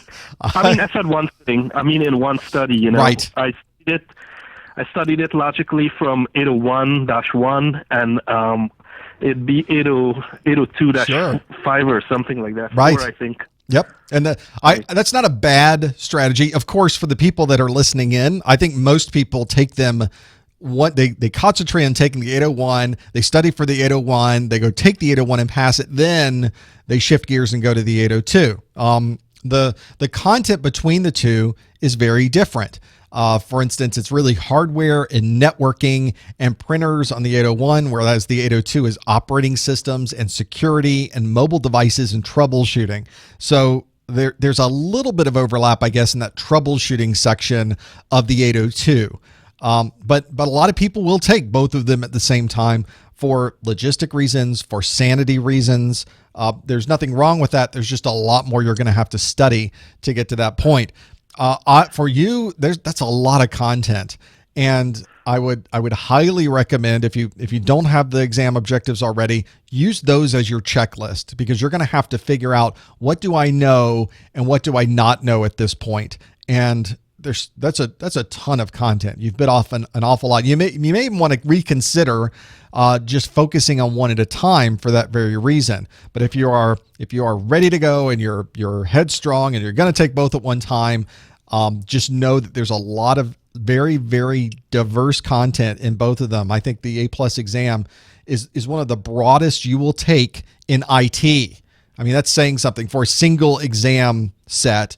That there's a broad set of topics there. Normally, you have to know, like Microsoft, you have to know Windows 7 desktop or Windows 7 configuring, or it's very specific. The A+ is very broad. Do you have the exam objectives now? The exam objectives, I downloaded them. You may want to do what I do. And for my A+ exam that I took, I physically printed the exam objectives on paper on dead trees and wrote through it. These days, whenever I start working with PDFs, and you won't be able to see this on yours until, well, I guess you can have a look if you look at the stream in just a bit. I now will go through mine, and I'm on a Mac, but it works the same way on a Windows, and I can highlight different parts of the screen and use highlighters. So that's one of the things that I do on mine is I annotate. I can put text. I can highlight different sections. That's how I put mine together for creating the videos. So when I know a topic, I cross it out, or I highlight through it, or I make a note of that piece and I go to the next one. You should have some way to do that. At your point, if you sounds like you're like into quite a bit of studying at this point, you're coming kind of to the end of the formal reading of the books and watching of the videos part, get a good Q&A guide. Get the GTS learning questions, get the exam cram questions, get as many questions as you can from many different sources. You do have to be careful about this because a number of sites will charge you for questions that they call the actual questions. And it's kind of a catch-22. I mean, sometimes they're not the actual questions, so you're trying to cheat for no reason. And secondly, why would you get the actual questions? That is defeating the purpose. And if CompTIA examines your test and determines you were using the actual questions, then they will very possibly get rid of your certification. That's just for other people, not you. You wouldn't do that, Avi. It's everybody else I'm talking to. But that's one of those things you have to be very careful about, is that you're getting a really good study source. Memorizing questions isn't going to help you on the exam if you show up and now you've got a new question bank to choose from. So I think that's a very important part of your study is get a good book. A lot of good books will have questions in them, or get a book. Exam Cram makes a book that's nothing but questions. It's called Exam Cram Practice Questions or something like that. Let's see if I can find it on my computer at the Amazon. And I think it's called Exam Cram Practice Questions. And of course, I mentioned GTS Learning has also hundreds of questions for the exam as well. You could buy their question banks as well online and take it all online. So that's a couple of good examples. I think doing practice questions helps as well because it starts you thinking about the things you've learned and you can apply them back. And if you get a good question bank, it not only will tell you what the right answer is, it will tell you why the other answers were wrong, which I think is important as well. Right. How many... I've been going through this stuff like very intensely per chapter, like pretty slowly, Good. Okay. just to make sure that I get everything. And I was wondering, how many times would you recommend going through this stuff? Because I was thinking of getting the book too, the physical book. I have the ebook. Okay.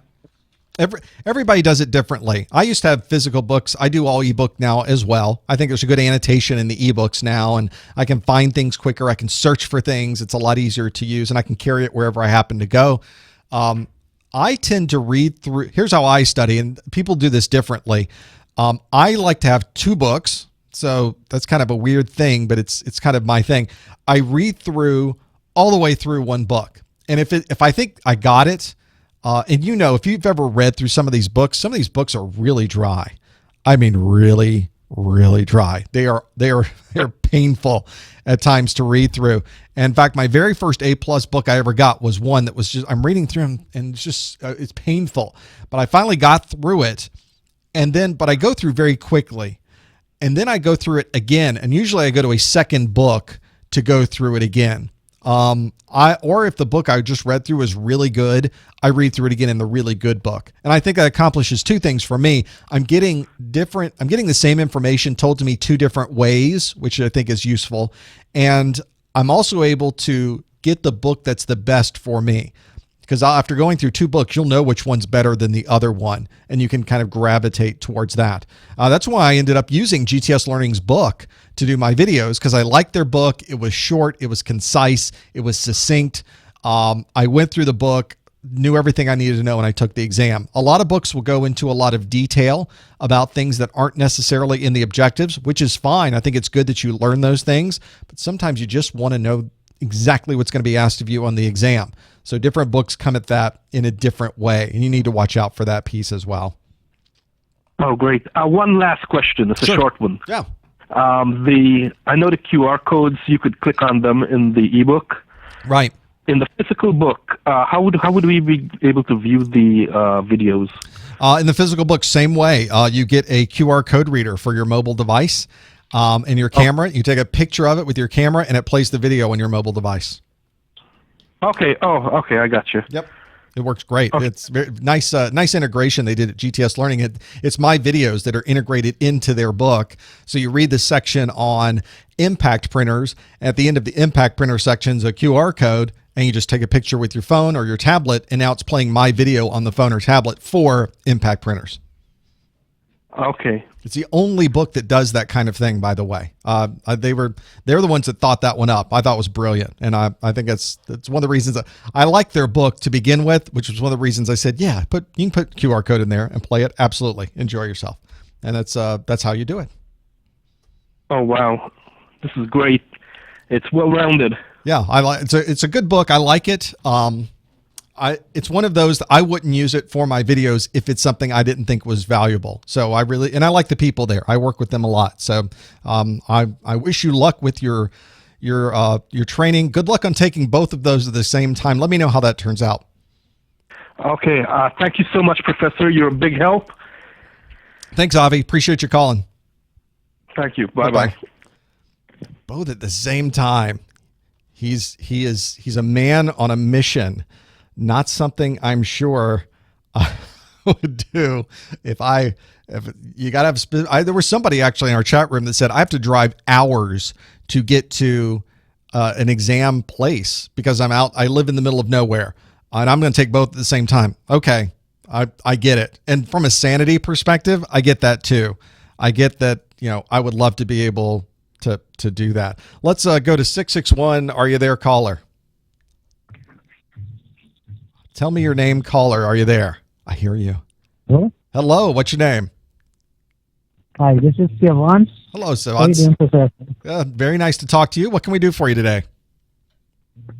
Just calling to say that using only your videos, I was able to become a Plus, Network Plus, and Security Plus certified. Oh, wow. You got a lot going on there. Yeah, using only your videos. So have you finished those certifications then? Do you have all those certifications? Yes, I was certified last year, but this year I'm looking at Server Plus and some few other exams from here. But the thing is, you don't have any videos for Server Plus and so on. So calling for some advice so you could find into some good study material, for example, Server Plus. It's true. Server Plus is a popular request, is one that a lot of people ask me about. There seems to be a resurgence of people asking for Server Plus, as a matter of fact. I'm not sure what's driving that necessarily, but I welcome people's input on why that may be the case. I don't have Server Plus right now. It's on a list, but I can't say it's at the very top of my list right now. My focus, in fact, is going to be finishing up the Network Plus. I have a little project going on after that, a little secret project. And then after the secret project, the A Plus is coming up for renewal, and I'm working on that. But your question is, where can I get some resources for Server Plus? And for others as well. There's plenty of Microsoft and Cisco and VMware and all these other companies that I don't have videos for them. Where do you go?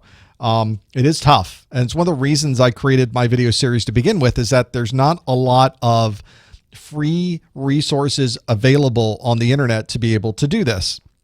But there are a number of people that are working on internet YouTube series that are pretty good.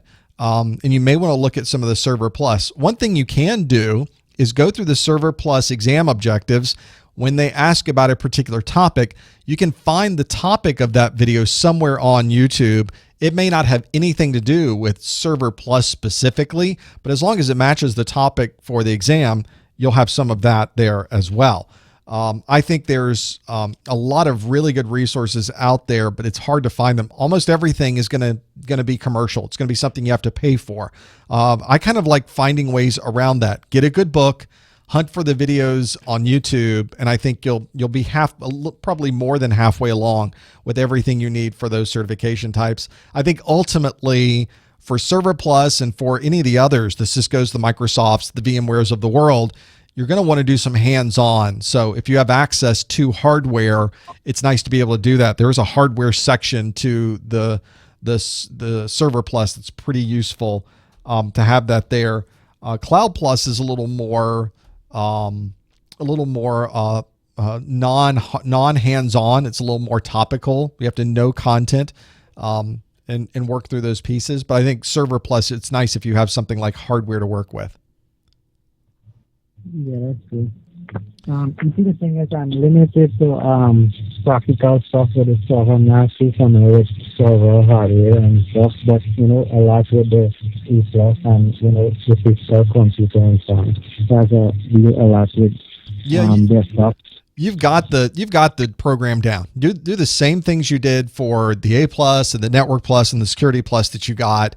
Go through the same process as you did for that. You're just going to have to, unfortunately, I don't have resources for those other exams to be able to help with those pieces. You'll have to fill in the blanks from other places, but follow the same format, especially for the CompTIA exams, and you'll be just fine. Okay. We sure appreciate your call. Thanks, and good luck with that. Let us know how it goes. Yeah, sure, no problem. Take care. Bye-bye. Bye. There's so many I'd love to be able to do. There's a lot of exams out there I would love to be able to work with. And it's just, it's a physics problem. It's how much time do I have in the day? I'm getting through those Network Pluses now so I can get off to the next thing that we are working on. Let's go to the 559 area code. Are you there, caller? This may not be 559. This may be Skype, actually. We'll see. Are you there, caller? Did I just terminate myself? I think I may have. Well, I have to stay on the phone. I'm going to return people to their queues, and I'm going to try getting back in there. There is, and the folks in the chat room are talking about that too, talking about studying and getting those pieces down and which ones go first. I did my Security Plus first. Isn't that a little crazy? Did my Security Plus first. I did. Thank you for let me type in the things here. Then I did Network Plus. Then I did A Plus. If that's the craziest way to do it. There was just reasons to do it that way that were important. I needed to do that because that's the way it was set up in the job I was working on. They needed Security Plus people first. I know you didn't. Goodbye.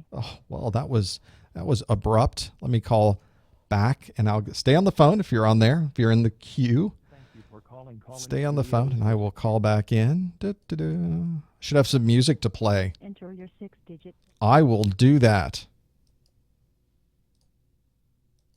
I'm entering my 6-digit. Host. You are now in the host room and can manage. I am. Thank you, nice lady. Let's go to the queue and see see if there's a caller here. Hi, caller. Are you there, caller? Say something. Oh, I hear somebody there. Should have some music to play. Oh, I hear me, actually, on that piece. We're going to put you back in the queue, caller, and we're going to go to the 949 area code. Are you there, caller?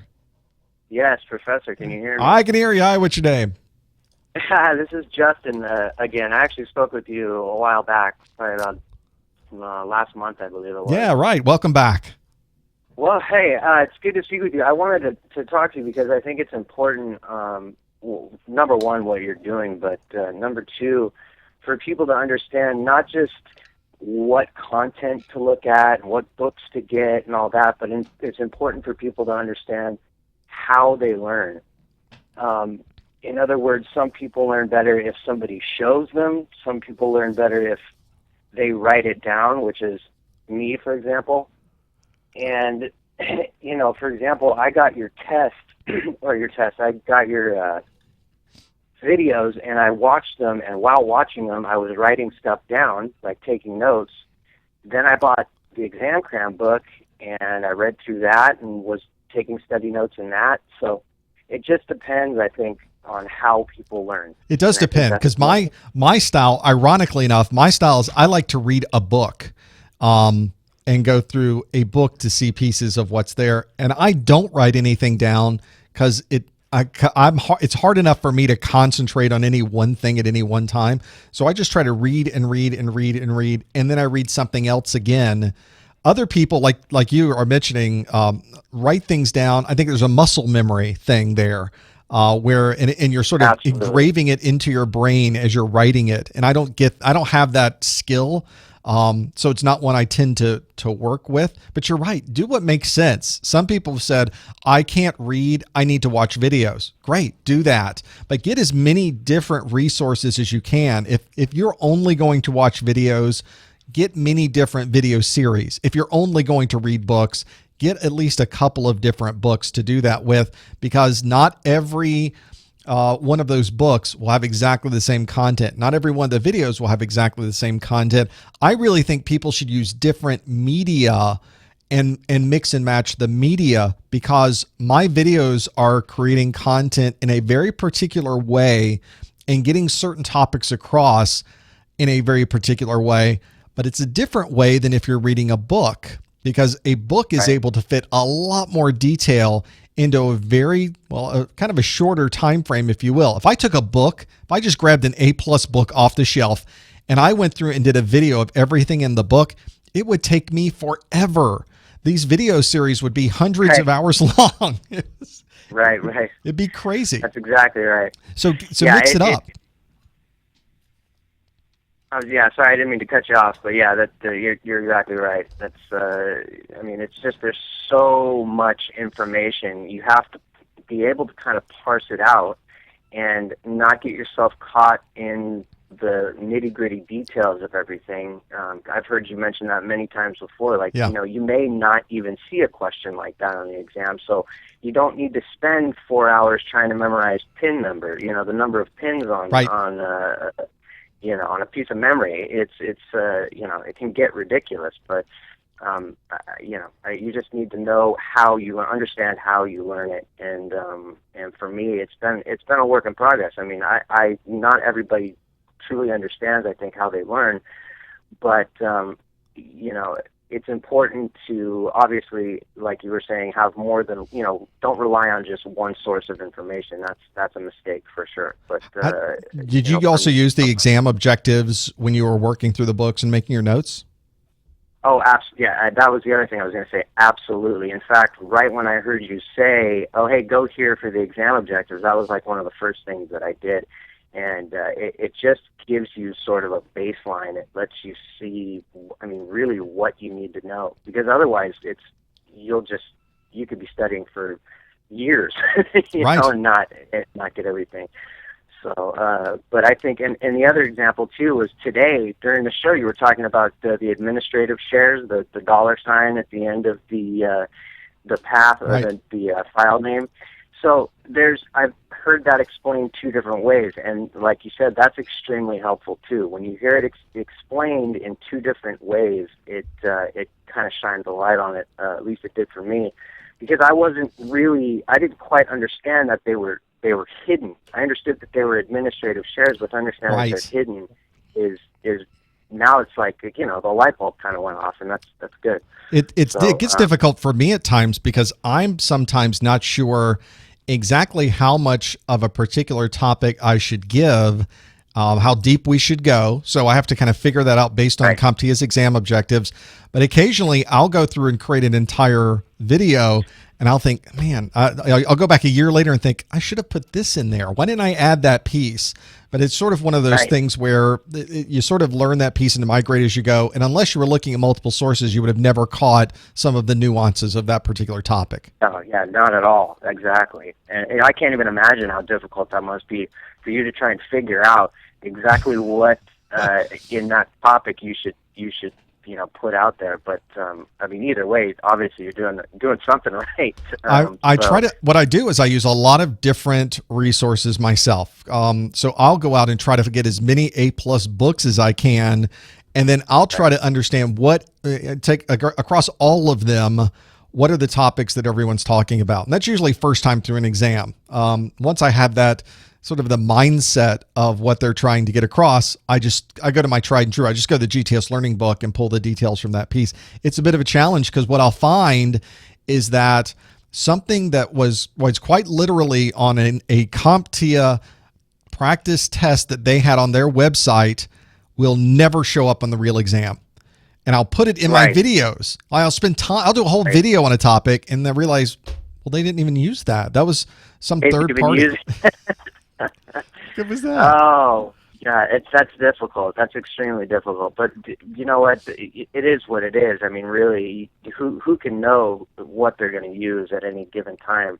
I think it's, for someone who's trying to take the A+ exam, it's also important to understand, why are you doing it? Like, why are you getting into this? Are you getting into this because you need a great job and you need money? And that's fine, but I think it's better if you're doing it because you really want to learn the information. You really want to understand what you're working with and understand the technology.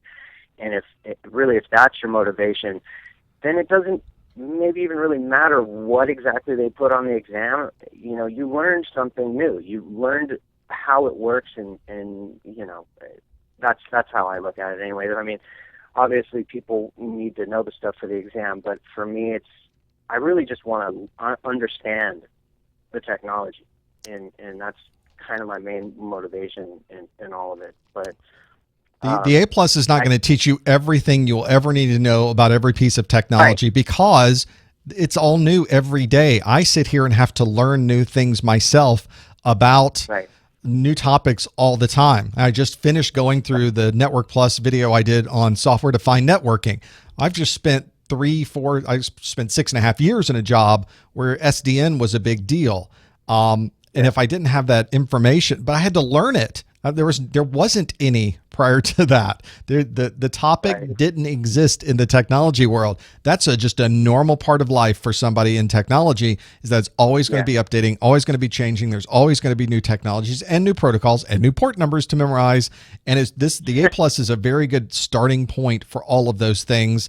It should be something that you position properly as well. It is a certification that goes along with your formal education, your experience, all of the other things you need to put together a kind of a healthy breakfast of different things to show an employer that this is what I need. I want a job here because I have this certification, this experience, this formal education. All of those pieces fit together. You've really got to have in your mind the value of the certification and what it means to you, because everybody's going to be getting a certification for a different reason, and the value is going to be something that you apply to it. And I like your perspective of, I just learned something. Whether I even passed the certification or not, I now know more about that thing that I knew nothing about prior. And it's unfortunate that many people that I'll see on message boards and third-party places will dismiss certain certifications as, why are you getting that? That's a waste of time. And undoubtedly the people that say that don't have the certification. So they have no idea what they could have learned had they spent time doing that.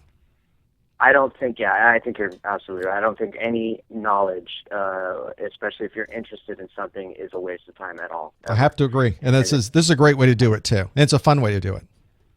That's right. And I think to end it off here, I think if I had to put a list together of the things that you should do for the A+ exam, the list of steps that you should take, I think, like you say, definitely get the objectives, download the objectives. Number 2, watch the videos, and I would even sign up for your test questions, your daily test questions. I use those, I go back and reference those, and to have a new test question every day, I got to say thank you for doing that. That's amazing. And there's an archive now of hundreds of daily pop quiz questions anybody can go to. Yeah, and I think I have about 200 just stored away in my email cache right now. So, I can go back and look at those, which is amazing. And then, get another resource, whether it's GTS Learning or the book, the exam cram book. I've got to sort of represent that book because I have it, and it's not only just full of great detail, but it's got a CD with dynamically changing test questions, example test questions that will change every so often if you want them to, and that's been a huge help. So it's just to have that is definitely huge, but definitely don't be using just one source. Get a couple of different sources and go through it. and it's just been, yeah. And honestly, like you said, if I don't even pass the exam, just the fact that I've learned what I've learned in this short amount of time, you know, if anything, you'll have a job being the tech guy for your family and friends. So by at default. least I know. Yeah, right. That's for me, at least. Anyway, that's what happened. So I think actually that's what all of us tech people kind of share in common, is we all become the tech people for our families and friends. So true, which is why I'm trying to train my children to, here's what you need to do. In fact, that was the projects we did this summer. We're all going to build a computer. Here we go. Because I want them to know how to do that. And then if something breaks, like, oh, go ask the kids. They know how to run these these crazy electronic things. I play stupid. I don't know about operating systems. You go talk to them. That's called delegating responsibility. That's right. Exactly it. Well, Justin, I think that's a foolproof list. Get the objectives, watch the videos, do the daily pop quiz, and get as many resources as you can, and pass your exams. Yeah, absolutely. I think honestly, you'll pass if you follow that. You'll pass it. You know, just get down in there, and even I would say make a parse a section of time every day, even if it's just 30 minutes, and sit down and read and practice. You know, the objectives. That's what I have to do. Do that on a daily basis. Yeah, I mean that's what I literally have to set the alarm on my phone. If because there's days where you just really don't want to do it. You know, there's days you just don't want to do it, and you set the alarm on your phone for 30 minutes, and you sit down and you say, okay, when that alarm goes off, I'm going to stop. And inevitably, what happens is that alarm goes off, and I'm like, oh, I still want to keep reading. So you turn it off and you keep going. So. Yeah. So, but again, Professor, thanks for what you do, and I hope this helps everybody. So. Thanks, Justin. Appreciate the call. Take care. Yeah. Take care. Can't go wrong with that. I think it's one of the people that come to my my website in the chat room. It's a frequently asked question. Where do I start? What do I do? How do I study for this? I should just capture that conversation. Say, here's what you should do right there. That should take care of all of the answers for you. There are, for the people in the chat room talking about the live labs, there's freestyle bundles for all the A+, Network Plus, Security Plus, and more actually out there. In fact, the GTS Learning folks have labs available for things outside the scope of what I do. There's live labs for Cisco and for Microsoft and other things as well. You can find that all on the GTS Learning website, professormesser.com/GTS Learning, for finding all of those for those pieces. There were a number of technology things this week that I was dealing with and working through. I got somebody who sent me an email asking, how do you make a video? What is your process for making a video? Well, there's a few things here in this room that I need to work on getting the video part. I need to document what I've got here. I used to have a document of this. People would send me an email and say, here's what I use, but I added new pieces. In fact, you can kind of see down here to the lower right in this rack are recording systems, new recorders that I have for those pieces. So that's one of those cases where having the recording set up and running that is really valuable. And so I've got to write up an updated list of those to have them in pieces. The book that has my videos in it is the book from GTS Learning. So if you go to professormesser.com/GTS Learning and go to their A+, their Network Plus, and their Security Plus books, have my videos in there as on the digital version. You just click on it and it launches the video. On the physical version, use a QR code reader and it pops it up in your mobile device, which is kind of nice to have it there. Your A+ certification going to expire. There was a conversation that we had in my website on Professor Messer in the chat room this week. There are so many ways to renew your certification. As you may know, once you take your A+ and pass it, or your Network Plus or your Security Plus and pass that, a timer starts, a 3-year timer. You've now got 3 years, and at the end of 3 years, your certification will expire. And there's a number of things you can do to renew the certification. One of them is using something like CEUs, continuing education units. That's a really good way to do it. It costs you an annual fee to send in those continuing education units to CompTIA. And it's one where if I go to the website for CompTIA, there's the continuing education program. Here are the ways to renew your certification. You can, let's do it right here. You can, let's see, they have a list. This is not the page of the list that I want. They had a nice little, did I go the wrong page? Let's see, continuing education, blah, blah, blah. Oh, here it is, review activity types. So here is a PDF they have that says, here's all the things you can do to renew your certification. Now, if you're in the industry, you probably will have a lot of these automatically. If you have your A+, you need 20 CEUs to renew, and you have to pay a $25 fee, which means over 3 years you would need $75. So here's all the things. There's 15 things. You could earn another CompTIA certification. You also don't have to pay the maintenance fee, the annual fee for this, which is awesome. You also can do this, and then you'll get another certification. The timer restarts. So if you take your Network Plus, you'll then be able to have updating your A+ at the same time. If you then take your Security Plus, you'll update Network Plus and A+ at the same time. Very useful to have that. Earn a non-CompTIA certification. If you go get a certification somewhere else, those will count towards the one that you're taking now. So keep that in mind. That can come in handy. Complete a training course. If you go to a training course, this person had gone to like a 35-hour training course. Every hour is a CEU. As long as, and the requirement they have here, I'm going to show you.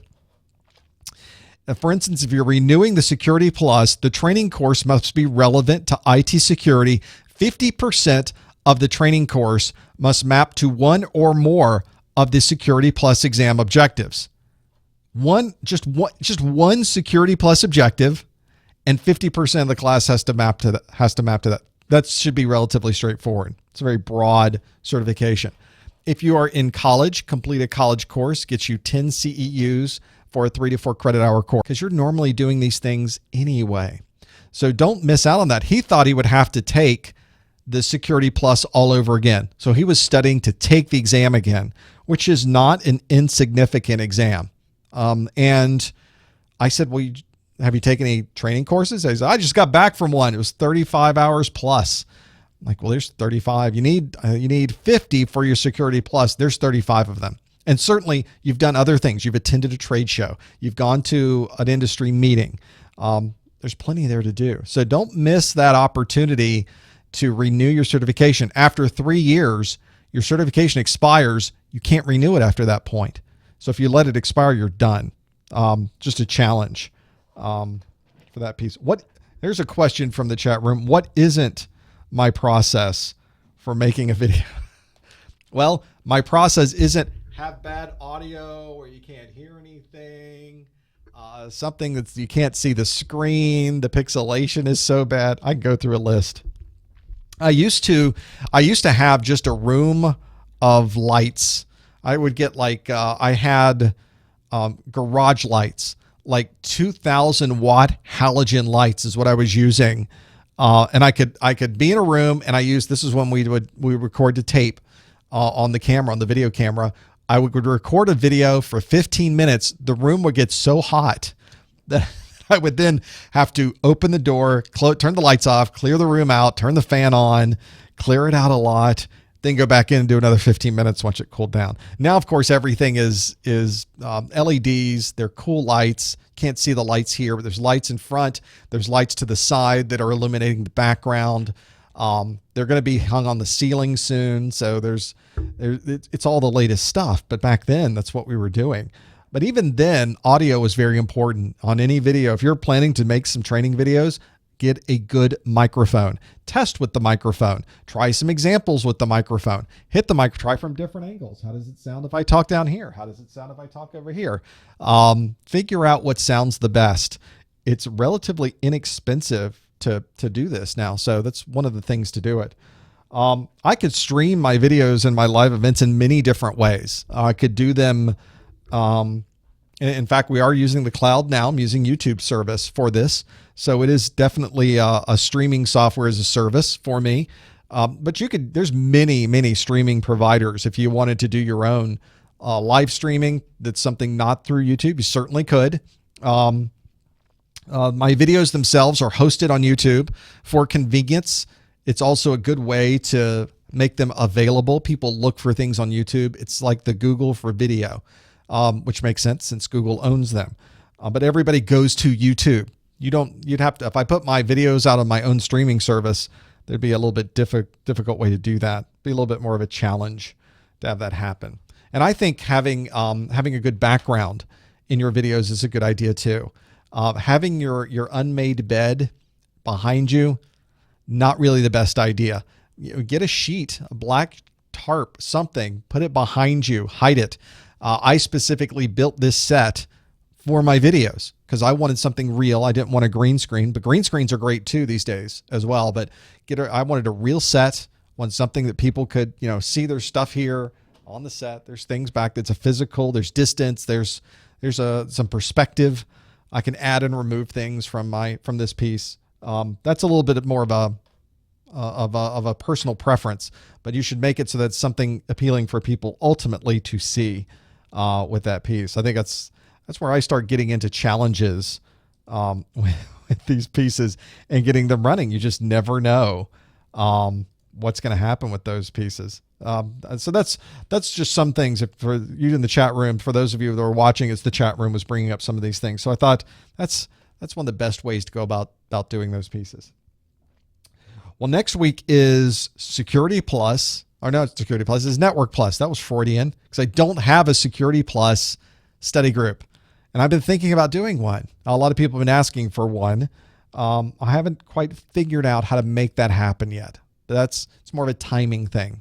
And for videos that's going on, there's just under or about 100 more Network Plus videos that are coming out to finish up that series. So if you're somebody following along with the Network Plus series, there are 50 of them that are finished now.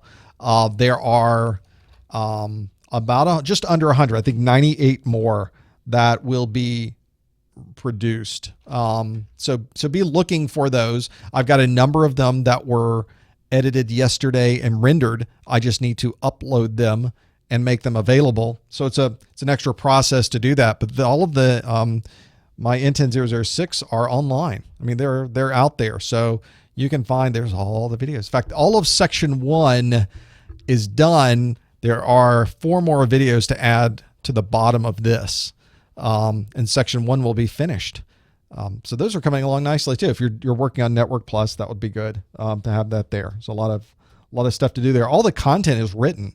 That is, if you're going to plan on doing any videos, your longest time will be spent making the content. If it isn't, you're doing something wrong. This content today for the study group in that first hour took about half a day. So you sit down, you get the questions, you write them up, you find some images, you go to Socrative, you put them in, you just do the piece of that.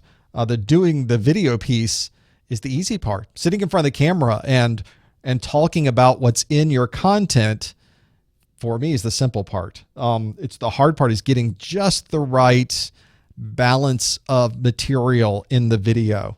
And I have gone back with the videos and redone them. I've done different ones, or I've added on new ones. I haven't really redone any videos, but I've added on additional videos because I feel like we didn't really hit the things in that video that I think were important. So I'm always updating the video series in some way, it seems. And of course, if CompTIA was to come out with new objectives, they've done that before with the 700 series. A year after they released it, they added and changed objectives. They moved the whole thing around. I think they found that a lot of people, it was hard for people when they did that. So they didn't do that this time. Instead, they're waiting to put the Windows 8 stuff in the next version, which I think is a good way to do it. I think that's probably the best way to do it. That's a bit easier to deal with when you know it's not going to change. But the problem is that Windows 7 came out. And so they wanted to add Windows 7 to the exam. It's probably a good idea to make that happen. So it is kind of a thing, isn't it? I think my video series have I see more individual videos, or more importantly, the total time of the video course is what I compare to everyone else, because I like to see what other video providers are doing. I tend to make my videos in a vacuum, and once the videos are done, I go see what everybody else has done. I really don't consider this a competitor to anyone else because it's free.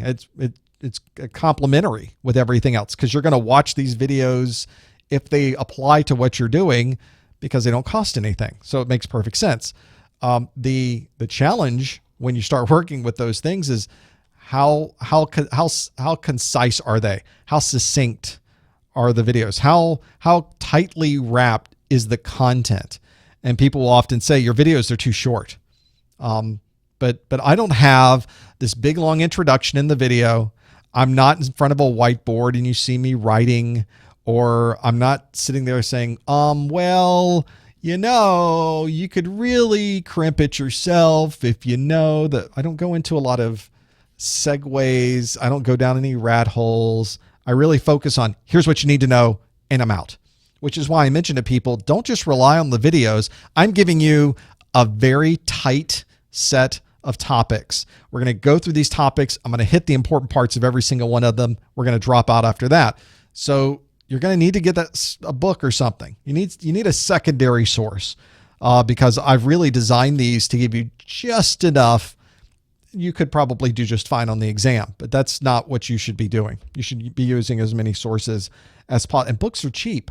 Books are for the material in a certification book, it's really inexpensive. There's a ton of content in there that ultimately, I think most people are doing this as an investment in their future. And what an inexpensive investment a book is.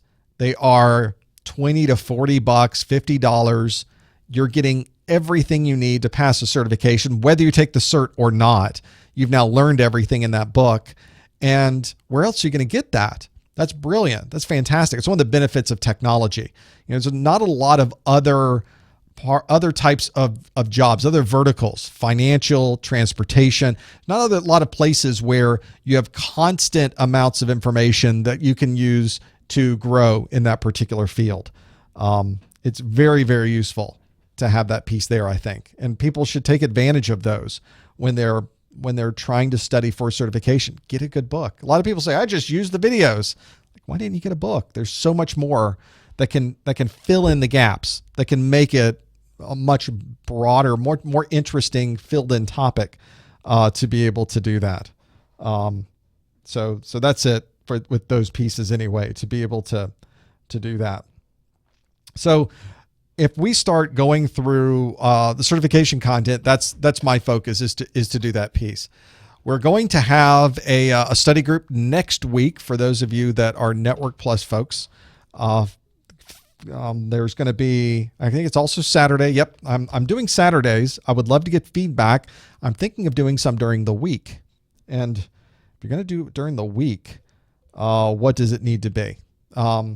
So that's one of those things that I think is that I need to think about, because the Saturdays are working really well. People tend not to be at work, or they're not in class. The time frame is pretty good because I can hit Europe.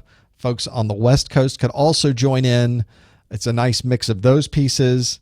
And I'd love to do it at night. Rob in the chat room says, okay, Monday nights, good. I think that's good, a good idea too, but I miss Europe. I don't get to talk to Europe in that particular piece. Fridays might be pretty good. Just a lot of people aren't available Friday. You're done for the week. Last thing you want to do is spend time on those other pieces. Sort of, if you've noticed, I follow a lot of live streaming events. I like to watch a lot of live things. I spend a lot of time on Frog Pants and on Twit, and those pieces. But Friday we all shut down. Nobody's producing new content live on a Friday because nobody's listening. You're done. You're going out. You're not working. You're not going to class. I get it. So probably not Fridays. I got to work on that piece. I would sort of like to have my weekends available. But then again, I do a lot of things during the week too. That's kind of those pieces with those. Well, I'll work on that. I think maybe we'll just keep it Saturday. Just easier that way. I can schedule it a free Saturday and do it then. Yep, I'm with Benny. It's Saturday at this time's pretty good. We'll go with those pieces. So I got to work on that piece and see if it makes sense for what I'm doing. See if that makes sense for what everybody needs. I understand these are replays available, but it's so nice to be able to be online in real time, respond to the chat room, send me messages in the chat room, answer the questions live. It's just more fun. If you're watching this in replay, you don't get to go through the questions live. You're just watching everyone else. That piece. Yes, if I was online every day, though, I wouldn't have time to make any videos. So it's the catch-22. I could do entire training courses all day, every day. Live streaming, absolutely. But then when would I make any videos? Can't do it. It's much more effective for me to build the videos and have everyone watch them when they can. So that's the goal anyway. That's the objective. Well, we've come to the end of yet another A+ study group and after show. What a amazing group of people. The huge number of you were here today. Thank you so much for attending. I cannot tell you how much I appreciate that. There is, of course, the replay of this will be available immediately on YouTube. You'll be able to watch the live stream on that piece. And of course, I'm available here throughout the week. Next week is our Network Plus study group. Whoop, what happened to me? I was here for a second. There I am. Next week is our Network Plus study group. We've got the same time. So this time on noon Eastern time, you can register at professormesser.com/calendar. And of course, go to the calendar to see when the next one will be. And of course, there'll be another one in May as well. And we'll do this all over again. Thanks for joining us, everyone. We'll see you next time on the study group.